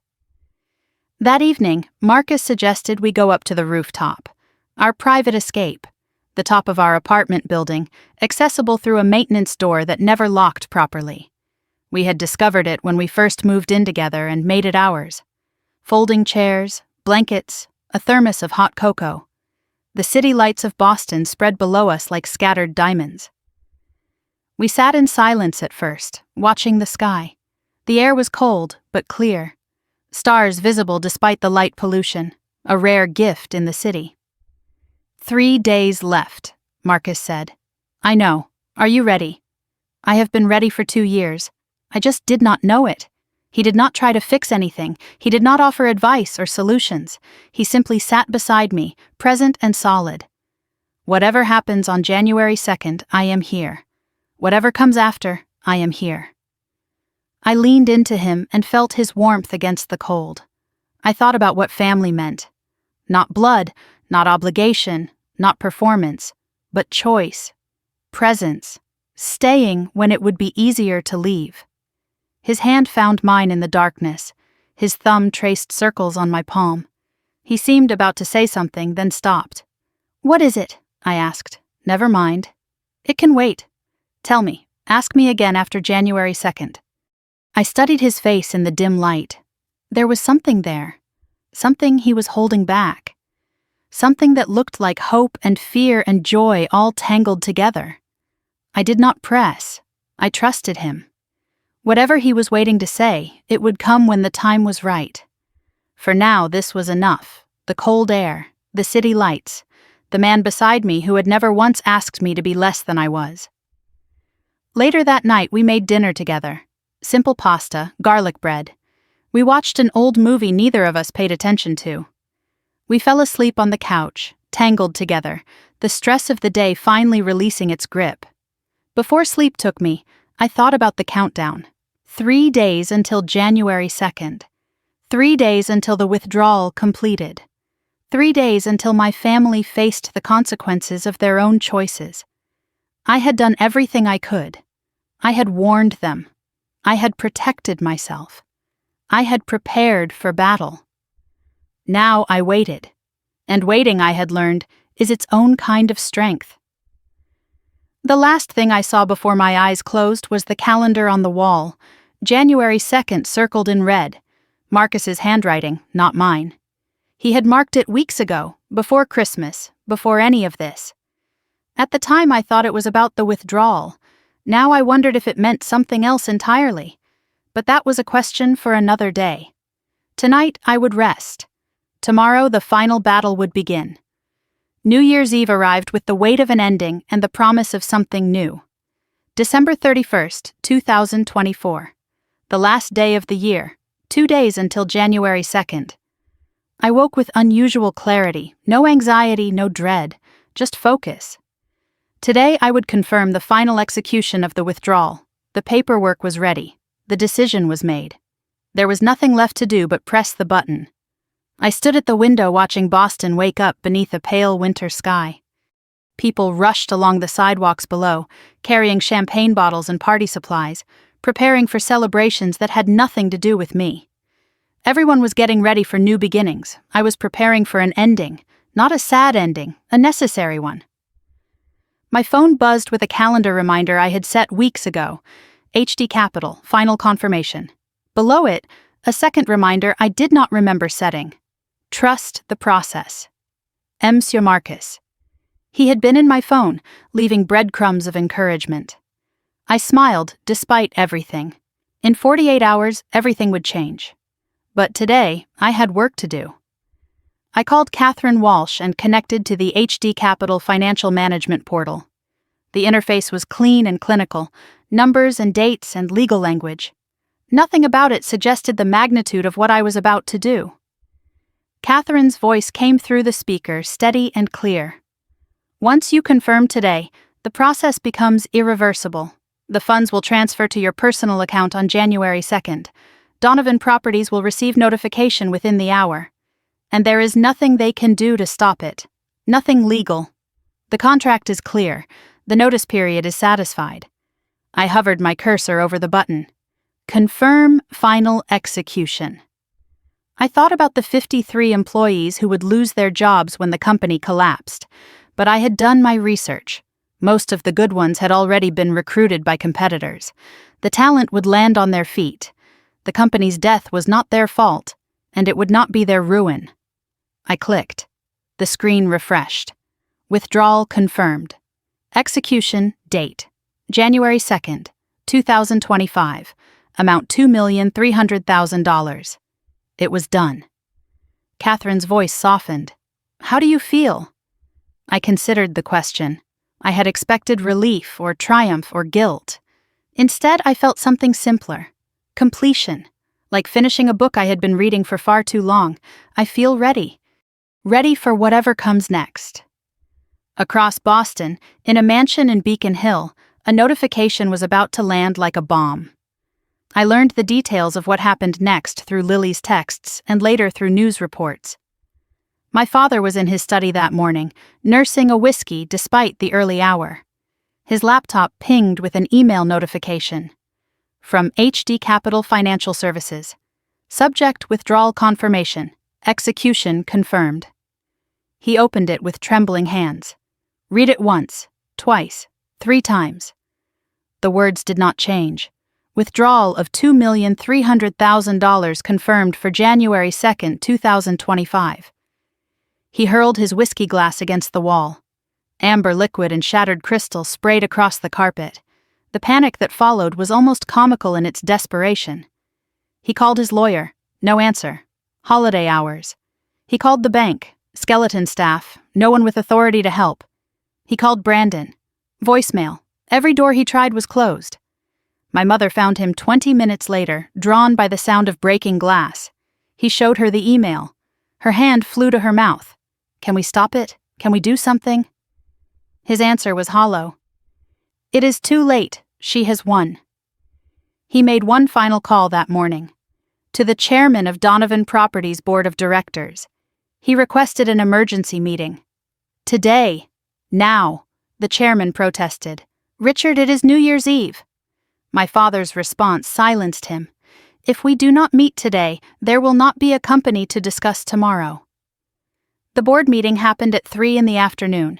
5 members on video call, faces arranged in boxes on a screen. My father sat alone at the head of an empty conference room. Brandon was absent. No one could reach him. The board members were annoyed at the holiday interruption, but their irritation turned to shock as my father began to speak. Our primary silent investor is pulling out, $2,300,000. A board member interrupted. Silent investor. You told us that was institutional money. I simplified the situation. Who is HD Capital? Silence. A long, terrible silence. HD Capital is my daughter, Harper. The video call went still. 5 faces frozen in disbelief. Your daughter invested $2,300,000 in this company. Yes, 2 years ago, when we were in trouble. What kind of trouble? My father had no choice but to tell them everything. The company had been insolvent in early 2023. Brandon's business development expenses were actually gambling losses. My investment had saved them from bankruptcy. No one on the board had known. My father had concealed it all. The reactions came fast and furious. You lied to us for 2 years. We have been operating on borrowed time. Why is she pulling out now? My father's answer was barely audible. Because I told her she should never have existed. The video call went silent. 5 faces stared at him through their screens, not with anger, with something worse, disgust. One board member unmuted slowly. Theodore Ashford, a man I barely remembered from childhood gatherings. His voice was cold. Richard, I have known your family for 40 years. I was at your daughter's christening, and you said that to her. My father could not meet his eyes. I was upset. She was being difficult. Theodore cut him off. She saved your company, and you told her she should not exist. He shook his head slowly. I think this meeting is over. The call ended, the board scattered, and Richard Donovan sat alone in an empty conference room, watching his empire crumble. My phone rang late that afternoon. Unknown Boston number. I almost ignored it. Something made me answer. Harper, this is Theodore Ashford. I do not know if you remember me. I paused. Theodore Ashford, my father's oldest friend, board member. I had met him at family events as a child. He always seemed kinder than the others. I was just on a call with your father. I know what happened. I know about HD Capital. I know what you did. And I know what he said to you. His voice wavered. I am calling to apologize. Not for him. He does not deserve that. For myself. I should have seen what that family was doing to you. I should have spoken up. Then he told me something that made my heart stop. Your grandmother Eleanor was my cousin. Did you know that? No, I did not. She talked about you constantly, called you her phoenix. She told me once, near the end, that she worried about you, that she had made arrangements. I asked your father about it after she passed. He said there was nothing. I believed him. I should not have. His voice cracked. I know about the trust now. Catherine Walsh contacted me as part of her investigation. Eleanor would be so proud of you, Harper. So proud. And she would want you to know. You were always the best of them. Happy New Year, Harper. I hope it is the beginning of everything you deserve. The line went quiet. I stood in my kitchen holding the phone, tears streaming down my face. A stranger's voice carrying my grandmother's love across the years. That evening, Marcus and I watched the countdown alone. Champagne in hand, city lights glittering through the window, fireworks beginning to burst over the harbor in the distance. He raised his glass. To endings that lead to beginnings. I raised mine, to truths that set us free. We clinked glasses as the city counted down. 10, 9, 8. Marcus pulled me close. 3, 2, 1. The new year arrived. 2025. We kissed as fireworks exploded across the Boston skyline. Something released in my chest. The old year was gone. The old Harper was gone. Tomorrow was not just a new day, it was a new life. Marcus held me for a long moment after the kiss. Then he whispered against my hair, 1 more day. I knew what he meant. January 2nd. The withdrawal. The end of my family's hold on my finances, my peace, my life. But something in his voice suggested he meant something else too, something he had been waiting to say. 1 more day, I agreed. We went to bed just after midnight. I was drifting toward sleep when my phone shattered the silence. 2 a.m, unknown number. Is this Harper Donovan? Yes. This is Massachusetts General Hospital. Your father has been admitted. I sat up, suddenly awake. The nurse explained. Richard collapsed at home around midnight. Chest pains, shortness of breath. My mother called 911. He was stable but being monitored. Your mother asked us to contact you. She is requesting you come. Marcus was awake now, watching me in the darkness. What is it? My father is in the hospital. Chest pains. Are you going? The question hung in the air. I thought about it, really thought. Was this real? Or was this another performance? My father had never had heart problems. The timing was too convenient. One day before the withdrawal, I knew him. I knew his tactics. No, I am not going. Marcus did not question it. If it is real, he has Judith and Brandon. If it is manipulation, I am not rewarding it. Either way, my answer is the same. I lay back down and stared at the ceiling. If my father was truly ill, I would carry that guilt. But I had carried guilt for 28 years. Guilt for existing, for wanting, for needing, for being. I was done carrying what did not belong to me. In less than 24 hours, the withdrawal would complete. In less than 24 hours, I would be free. If Richard Donovan wanted to perform one last manipulation, he would do it without an audience. Harper Donovan was no longer available for the family drama. Not today, not ever again. January 2nd arrived like any other morning. Gray winter light, snow on the ground, the world outside my window unchanged.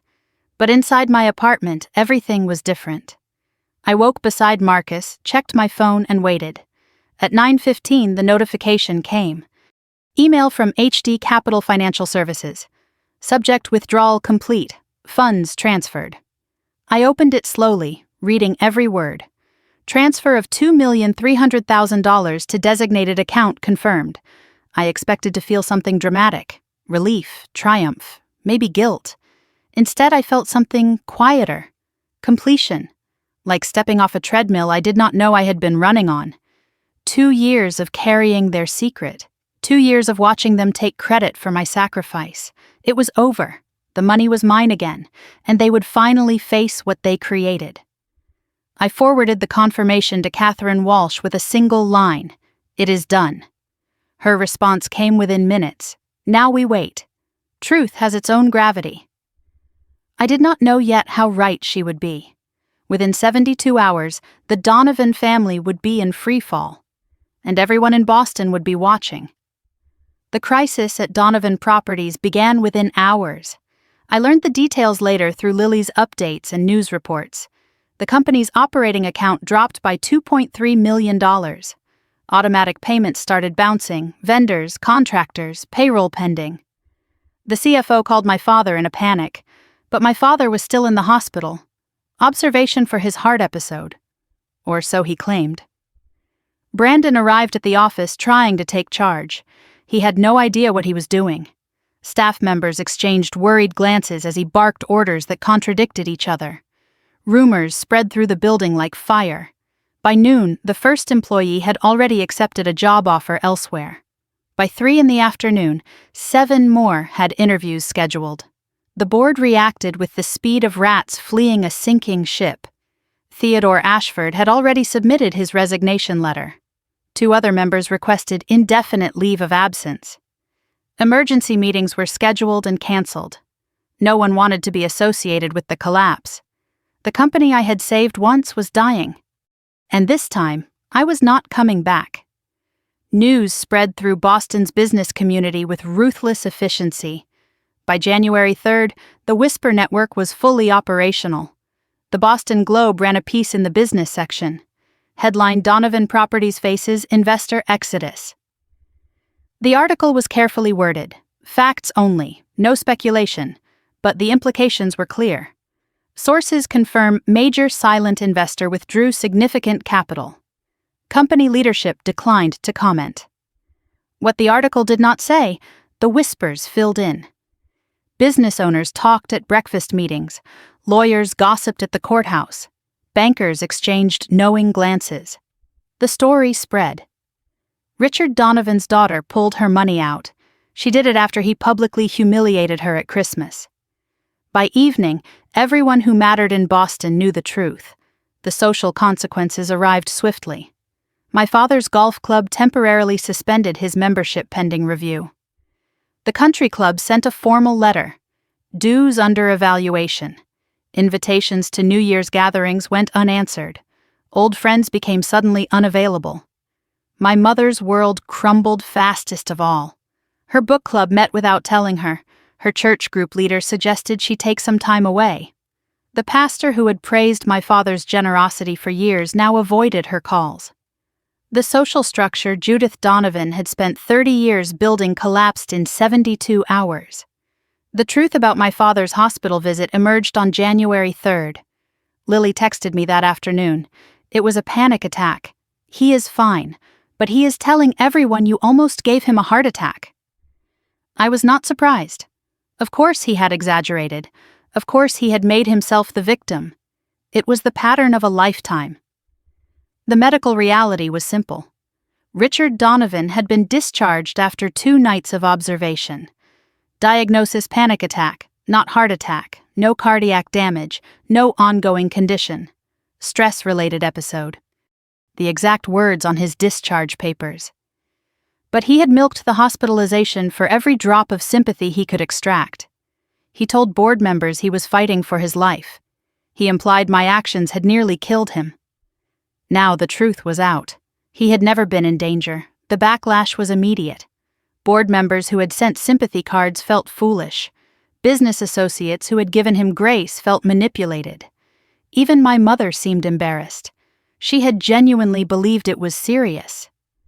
"People are starting to not believe him," Lily reported. Even your mother looked surprised when the doctor explained. My father had tried to weaponize illness, and it had backfired.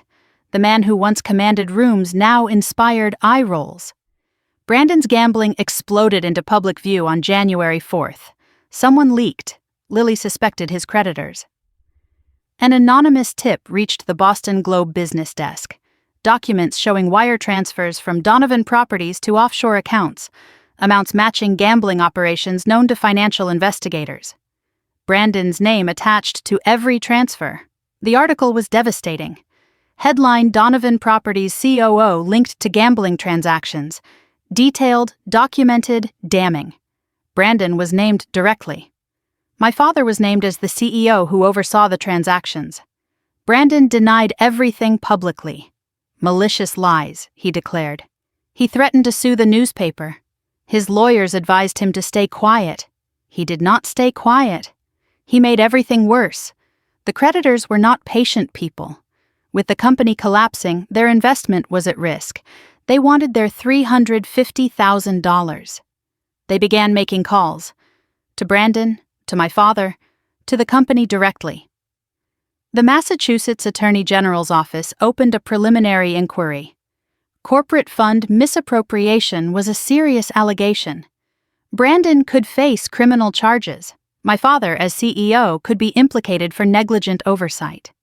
Lily texted me that night. Brandon has not come home. His car is gone. I think he is running. I read her message twice. I thought about the brother who broke my things as a child, who took credit for my work as an adult, who tried to forge my signature just days ago. I should have felt something: satisfaction, vindication, even pity. Instead, I felt only exhaustion. I was tired of Brandon, tired of the drama, tired of caring about people who had never cared about me.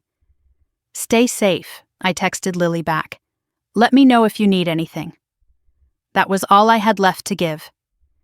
My mother called on January 5th. I saw her name on my phone and almost let it ring. But something made me answer. Curiosity, perhaps.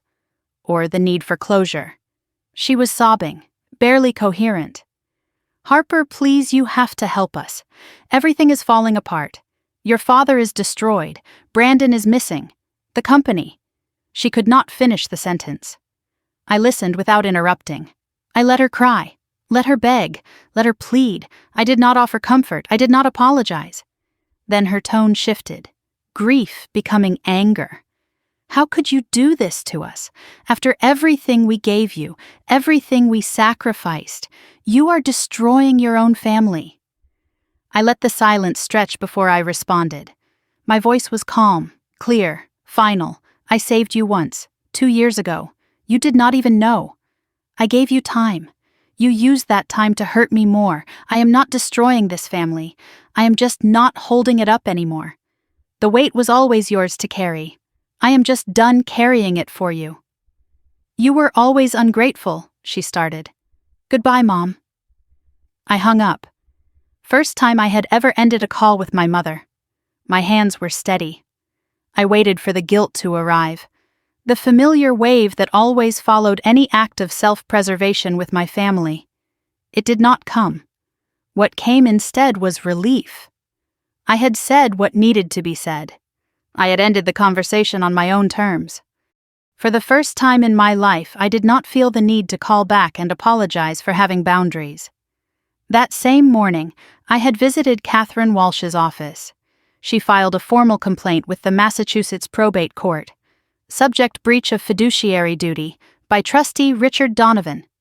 Eleanor Whitmore, Donovan Trust. Fraudulent concealment of assets, demand for full accounting and immediate distribution. The complaint would trigger an automatic investigation. My father would be required to produce all trust documents. His annual trustee reports would be examined. Any discrepancies would be referred to the district attorney's office. Based on what we have, Catherine said, this is textbook financial elder abuse.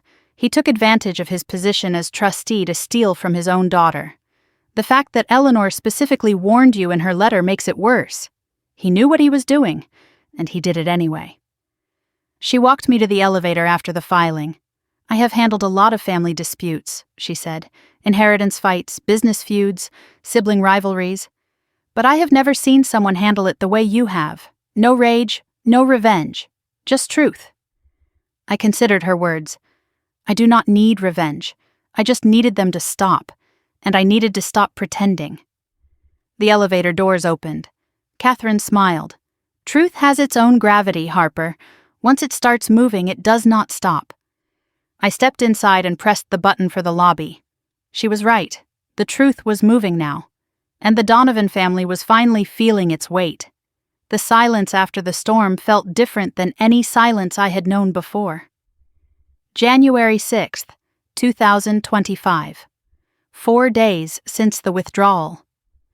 I woke in my apartment with Marcus beside me and for a moment simply lay there listening to the quiet.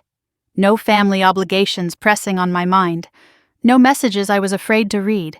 No knot of dread in my stomach. Just peace. Real peace. The kind that belongs to you because you finally stopped giving it away. Marcus had already left for work. He kissed my forehead before leaving, a note on the pillow. Proud of you, always. I held the note for a long moment before getting up. Coffee by the window, watching Boston wake up. The simple rituals of a life that was finally mine. I thought about what came next, not in terms of my family. They were no longer my concern, but in terms of myself. Who was I now that I was not managing their chaos? The question felt liberating rather than frightening. For the first time in 28 years, the answer was mine to write. My phone buzzed on the counter. Not a family member. I had blocked them all. But the notification was from my email, and the sender's name made me pause. Brandon Donovan. He had found a way around the block. A new email address. Whatever he had to say, I knew it would not be an apology. Not a real one. The email was exactly what I expected.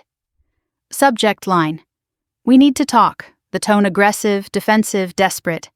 I do not know what you think you have accomplished. You have destroyed everything Dad built. The company is finished. People are losing their jobs. Are you happy now? I hope you can live with what you have done. You were always jealous of me. This proves it. Then the tone shifted. Halfway through the message, desperation replaced accusation. Look, maybe we can work something out. I am in trouble. Real trouble. The people I owe money to are not patient. If you could just loan me something to get them off my back. We are still family, Harper. That has to mean something. I read it twice. The audacity was almost impressive. He insulted me, blamed me, then asked for money. in the same email. I noticed the timestamp, 3:47 in the morning. He had written it in the middle of the night, probably drunk, probably terrified. The gambling creditors were not the kind of people who sent polite reminders. For a moment I felt something like pity. Then I remembered the forged signature attempt, the years of mockery, the Christmas party smirk. The pity faded. I archived the email without responding and made more coffee. Lily and I met for coffee 2 days later, a quiet cafe in Back Bay. First time we had seen each other in person since she came to my office. She looked different, lighter somehow, still scared, but also relieved, like someone who had finally set down a weight she had been carrying alone. "I filed for divorce yesterday," she said, cited emotional abuse in the documentation. "My lawyer advised me to file while Brandon is distracted. She had been staying with a friend while things settled. She could not go back to that house, not after everything. I did not expect to befriend my brother's wife, but trauma creates strange bonds. We had both survived the Donovan family. That shared survival mattered." "I never thanked you properly," Lily said, "for answering when I called. You did not have to listen. You did not have to help. You helped me first. The screenshots, the warnings." She smiled. "I guess we saved each other." She told me her plans. Moving back to California where her family lived, starting over somewhere the Donovan name meant nothing. "That sounds healthy," I said. "It sounds terrifying." But good terrifying. Before we parted, she said something that stayed with me. "You know, I used to think you were cold, the way they talked about you, selfish, ungrateful, difficult." She paused. "Now I realize they described you that way because you had boundaries, and boundaries terrified them." I thought about that for a long time after she left. Boundaries terrified them. Maybe that was the truest thing anyone had ever said about the Donovan family. My mother's letter arrived on January 10th, physical mail, thick envelope, her familiar looping handwriting on the front. I recognized it instantly and felt my chest tighten, not with fear, with annoyance. They had chosen the one form of communication that demanded time and emotional labor. I left the envelope on the counter for 2 days. On the third evening, I sat down and opened it. 7 pages. Handwritten. My mother's familiar voice winding through every paragraph. Emotional, exhausting, full of explanations that explained nothing. She missed me. She worried about me. Christmas was stressful and things got out of hand. My father did not mean what he said. He was overwhelmed and worried and misunderstood. The family was struggling and needed to come together. I should think about what really matters.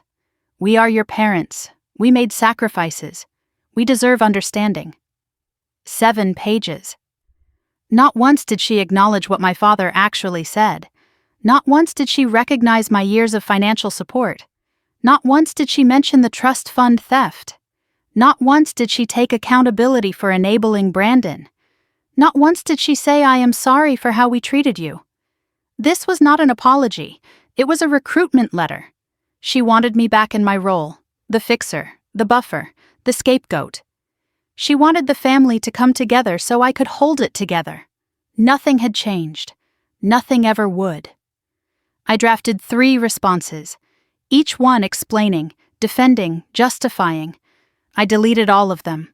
Instead, I chose silence. The letter went into a drawer, unanswered. My mother had written 7 pages without once asking how I was doing. 7 pages about the family's suffering, my father's stress, Brandon's troubles, but not a single question about my life, my feelings, my well-being. That told me everything I needed to know. I was not a daughter to them. I was a function, and functions did not need to be asked how they were. My father's email arrived on January 12th, sent through his lawyer's address. His attorney had advised him not to contact me directly, so he wrote through official channels, still trying to control the narrative even now. His message was brief, cold, entitled. "I hope you are satisfied with what you have done. The company I built from nothing is being sold for parts. The family name I spent 40 years protecting is destroyed. I do not know what I did to deserve a daughter like you. After everything I provided, the education, the opportunities, the support, you repay me with betrayal. I expect better from you. I always have. No apology, not a word of regret, not a hint of responsibility, just blame, entitlement, victimhood. He still believed he was owed something. I expect better from you. The sentence echoed in my mind. My whole life I had twisted myself into shapes trying to meet his expectations. And every time I succeeded, he moved the goalposts. Now I finally understood. His expectations were not a standard to meet. They were a weapon to control. I could never have been enough for him. Because enough was never the goal. Obedience was. I forwarded the email to Catherine, for the file. Then I archived it and closed my laptop. I felt nothing, not anger, not sadness, not even disappointment. I had expected nothing, and he had delivered exactly that. I visited my grandmother's grave on January 13th. Mount Auburn Cemetery in Cambridge. First time in years. I drove alone. I needed this moment to myself. The cemetery was quiet. Winter bare trees. Cold air that made my breath visible. I knew the path by heart, even after all this time. Eleanor Whitmore Donovan, beloved mother, grandmother, friend. She saw beauty where others saw none. I knelt in the cold grass and cleared snow from the headstone with my bare hands. I placed a small bouquet of white roses against the stone. Her favorites. I finally understand what you tried to tell me, I whispered. You saw what they were. You tried to protect me. I am sorry it took me so long to see it too. The trust, the letter, the warning. I have it all now. I am going to be okay, Grandma. I promise. I touched the locket at my throat. The one she gave me when I was 10 years old. This was my mother's. Now it is yours. It had never felt more meaningful than it did in that moment. As I stood to leave, a cardinal landed on a nearby branch. It watched me for a moment, head tilted, then sang 3 clear notes before flying away. Eleanor had loved cardinals. She used to say they carried messages from those who had passed on. I did not believe in signs, but standing there in the cold, watching the red bird disappear into the gray sky, I let myself believe, just for a moment, that my grandmother was still watching, still proud, still there. Marcus proposed on January 15th. He had made dinner, candles, soft music, my favorite meal. I noticed the extra effort the moment I walked in. The apartment felt different, charged with something. After dinner, he led me to the window. City lights spread below, snow falling gently. He took my hands and faced me. I have been waiting for the right moment. I kept saying after this and after that. But I realized there is never a perfect moment. There is just this one. Harper, you are the strongest person I know. Not because nothing hurts you. Because everything did, and you chose to heal anyway. I want to spend my life with someone who chooses. Not out of fear, but out of love. Will you marry me? I did not hesitate. Yes. The word came out clear and strong, no doubt hiding behind it. He slipped the ring onto my finger. Simple, elegant, perfect, not ostentatious. He knew me. Something shifted inside my chest. Not the completion of something missing. I had never needed a ring or a man to make me whole, but the beginning of something chosen. A family I was building, not born into. A love I had earned, not begged for.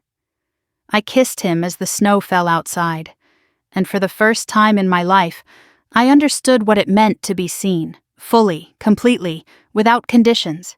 This was what I had been searching for, not revenge, not vindication, just this.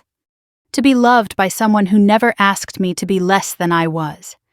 And as we stood there in the candlelight, Harper Donovan, the girl who should never have existed, finally started to believe that she deserved to. January 16th began like any other workday. I arrived at Wellington Partners early, the way I always did, but something felt different the moment I walked through the doors. Colleagues glanced at me as I passed, not with suspicion, with something like anticipation.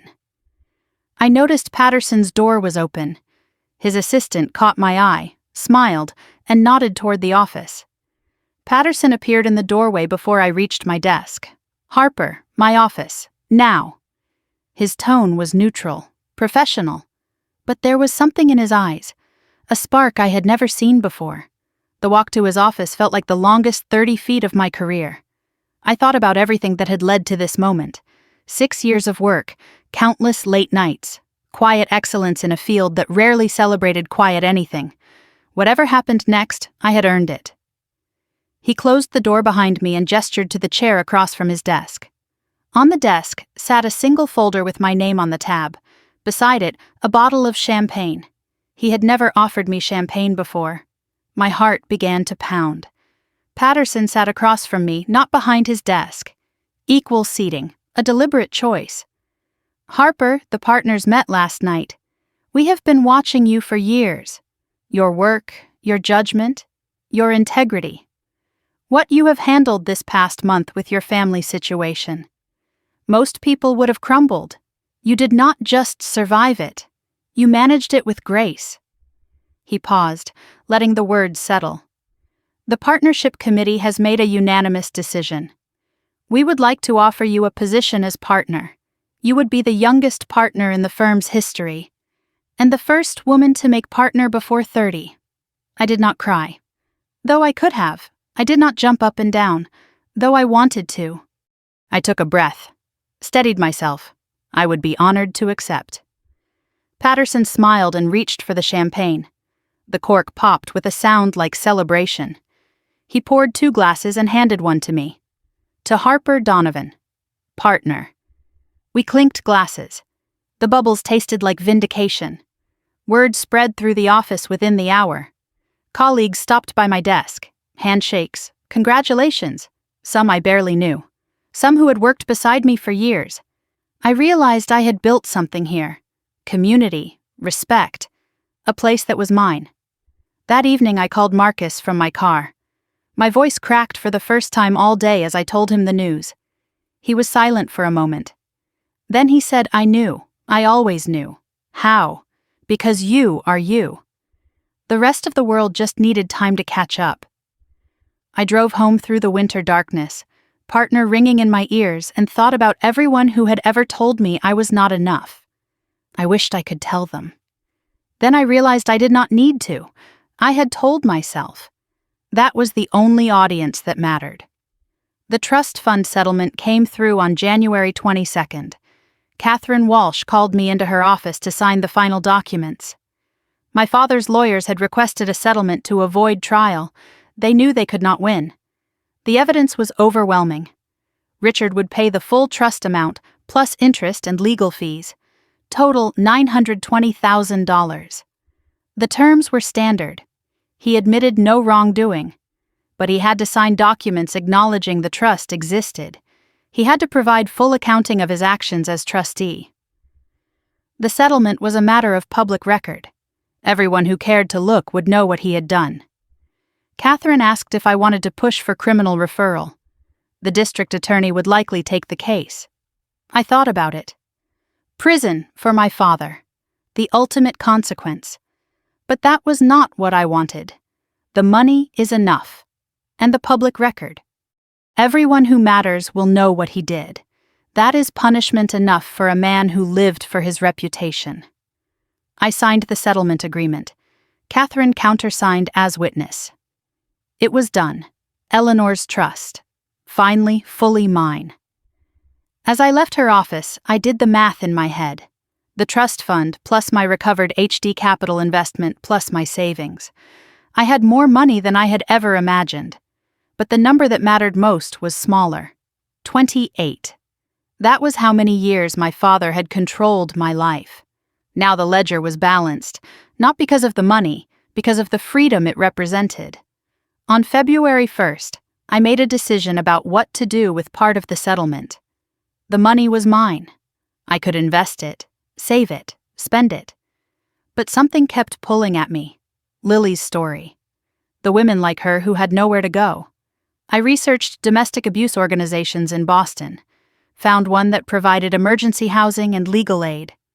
They helped women escape situations exactly like Lily's. I made my choice. $100,000. Anonymous. No recognition needed. The donation would fund 6 months of emergency housing. Dozens of women would have a safe place because of it. I clicked submit on the donation form. No fanfare, no announcement, just quiet action. The kind my grandmother would have appreciated. Eleanor always said money is only valuable when it moves, when it helps. I texted Lily that evening, made a donation to a shelter in Boston, thought of you. Her response came quickly. You did not have to do that. I wanted to. Some good should come from all this. Some good already did. Look at us. That night, I sat with the donation receipt in my hand. $100,000. A year ago, I would have agonized over the decision. Money had always been precarious. Something to hold on to. Something that could be taken away. Now I understood. The money itself was never the point. It was what you did with it, who you helped, what you built. I tucked the receipt into a drawer beside my grandmother's letter. 2 pieces of paper, 2 kinds of legacy. My father made his final attempt on February 15th. I was in my new corner office at Wellington Partners when my assistant buzzed. There is someone here to see you. He says he is your father. My stomach dropped, then steadied. Tell security I will be right down. I did not invite him up. He did not deserve to see what I had built. The lobby confrontation was everything I expected. Richard Donovan stood near the reception desk looking older than he had at Christmas. Shrunken somehow. His suit was rumpled. His eyes were red-rimmed. Harper. Please, we need to talk. The company is gone. Sold. I have nothing left. Your mother moved to Florida. She could not take the shame. Brandon is in rehab. Court ordered after the creditors went to the police. I am alone. Do you understand? I have no one. He paused, something shifting in his expression. Maybe things went too far. Maybe I said things I should not have. But I am still your father. That has to mean something. I stood 6 feet away, close enough to see him, far enough to be safe. You told me I should never have existed. In front of 200 people, at Christmas. You stole my inheritance. You lied about my grandmother's trust for 7 years. You let Brandon try to forge my signature. And now you come here, to my workplace, asking for what? Forgiveness. A second chance. No. The word came out clear and final. I nodded to the security guard beside me.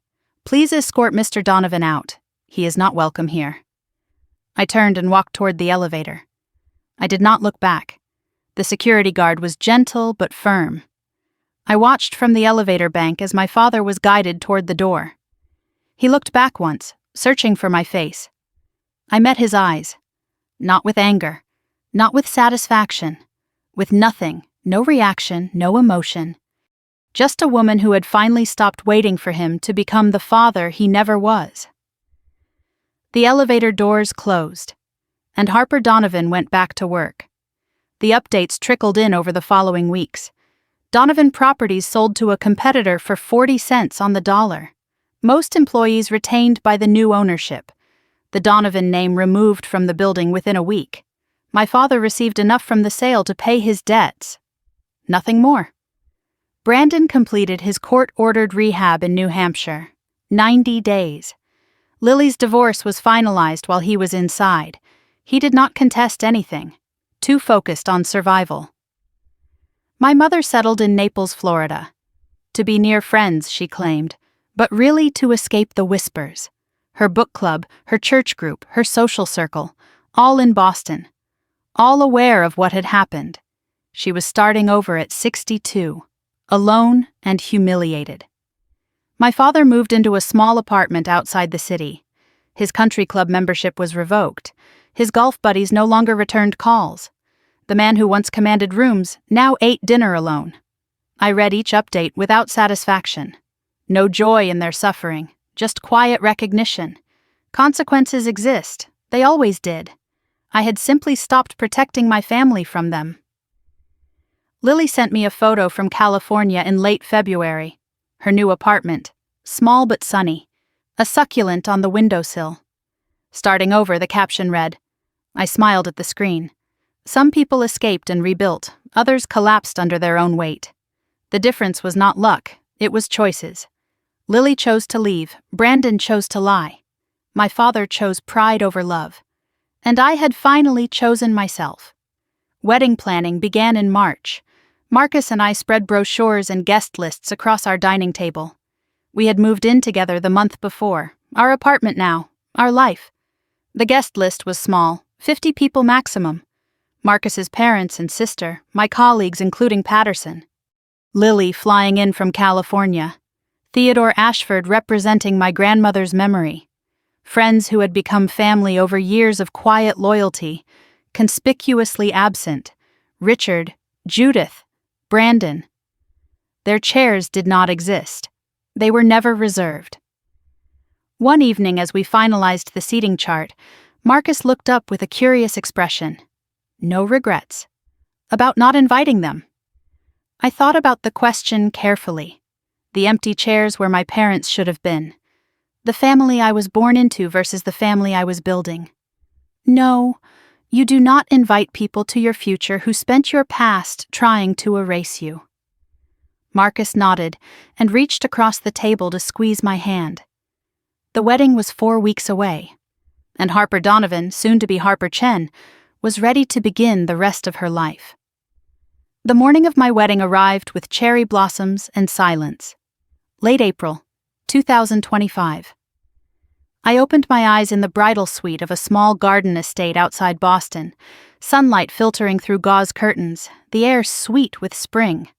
For a moment I simply lay still, breathing, waiting for the familiar knot of anxiety that had accompanied every significant day of my life.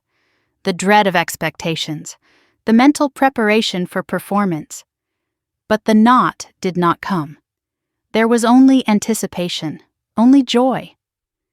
Today was the day I would marry the man who saw me completely, in a garden full of people who chose to be here. I touched the locket at my throat. Eleanor's locket. It had not left my neck since I was 10 years old. My grandmother's voice echoed in my memory. This was my mother's. Now it is yours. Whenever you forget who you are, touch this. Remember that someone saw you. My phone buzzed on the nightstand. A text from Marcus. Today I marry the strongest woman I have ever known. See you at the altar. Tears threatened already. I had spent 28 years wondering if I was too much or not enough. Today I would marry someone who had never asked me to be anything but myself. The bridal suite filled with warmth and laughter as the morning unfolded. Lily had flown in from California. She was doing my hair, her fingers gentle and sure. Marcus's sister Emma handled makeup, her chatter light and easy. Soft music played in the background. Champagne chilled in an ice bucket. No tension, no performance, no one trying to control anything. Just women helping a woman prepare for the best day of her life. I stepped into my dress and Lily buttoned the back. Simple, elegant, perfect. She met my eyes in the mirror. You look like a queen. I looked at my reflection and saw something I had never seen before. A woman who belonged to herself. Something old. Eleanor's locket. Something borrowed. Emma's grandmother's earrings. Something new. The dress. Something blue. A ribbon sewn into the hem, invisible but present. Lily finished my hair and touched my shoulder. Your grandmother would be so proud. My throat tightened. I know. I feel her here. Is that strange? Not strange at all. Love does not disappear. It just changes form. A knock interrupted us. Emma opened the door to find Theodore Ashford standing in the hallway. Dove gray suit. Kind eyes. He carried a small velvet box.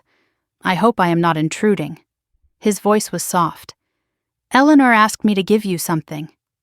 On this day specifically. I have been holding it for years. My heart stopped. Another gift from my grandmother, reaching across time. Theodore entered and handed me the box. Eleanor gave this to me 3 months before she passed. She said, "Give this to Harper on her wedding day. If I am not there, she will need it." She made me promise. I have kept it in my safe ever since. I am sorry I could not give it sooner. I did not know what your father had done. I opened the box with trembling hands. Inside lay a delicate bracelet, diamonds and pearls, antique setting, and beneath it, a folded note in handwriting I would recognize anywhere. My dearest Harper, my phoenix. If you are reading this, you have found someone worthy of your heart. You have survived whatever storms came. You have built a life of your own. Wear this bracelet as my blessing. Know that I am with you. You were never too much. You were always exactly enough. Rise, my darling. Rise and be free. All my love, forever. Grandma Eleanor. Tears fell. I could not stop them. Lily held me from one side, Emma from the other. Theodore's eyes glistened. The room was full of love. Not performance, just love. I clasped the bracelet around my wrist. It fit perfectly, as if Eleanor had known exactly who her granddaughter would become. I looked at myself in the mirror. The dress, the locket, the bracelet, the woman staring back. For the first time in my life, I did not see the girl who was erased.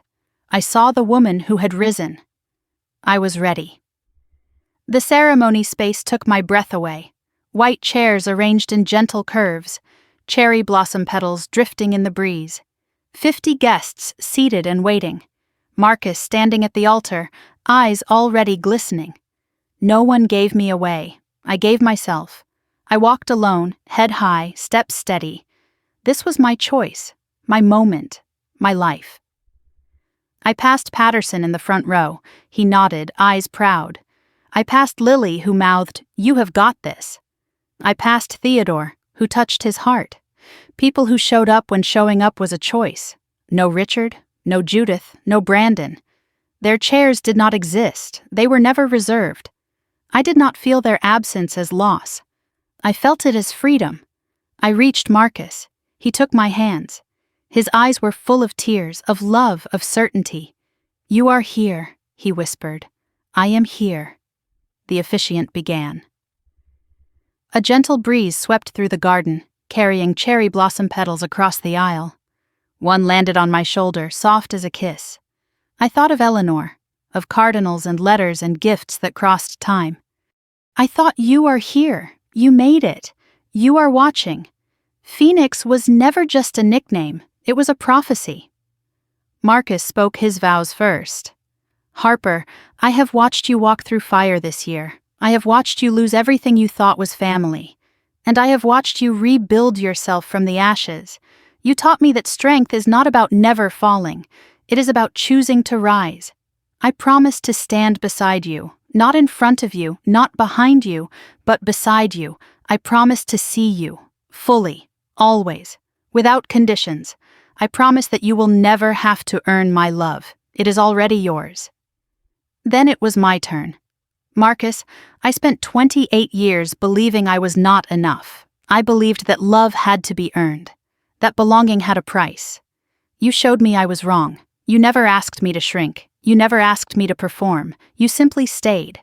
When staying was the hardest choice, I promised to choose you, every day, consciously, completely. I promised to build a family with you where love is not a transaction. I promised to be the woman you already see, because you saw her before I did. We exchanged rings, simple bands, meaningful inscriptions. His read, "I see you." Mine read, "I choose you." The officiant pronounced us married. Marcus cupped my face in his hands and kissed me. Gentle, certain, real. Applause erupted. Lily was crying. Patterson was clapping. Theodore stood with his hand over his heart. And I was finally home. Not because I had arrived somewhere new, but because I had finally stopped running from myself. The reception unfolded in fairy lights and laughter, music, dancing, joy. At some point I stepped away for a quiet moment. I stood at the edge of the garden watching.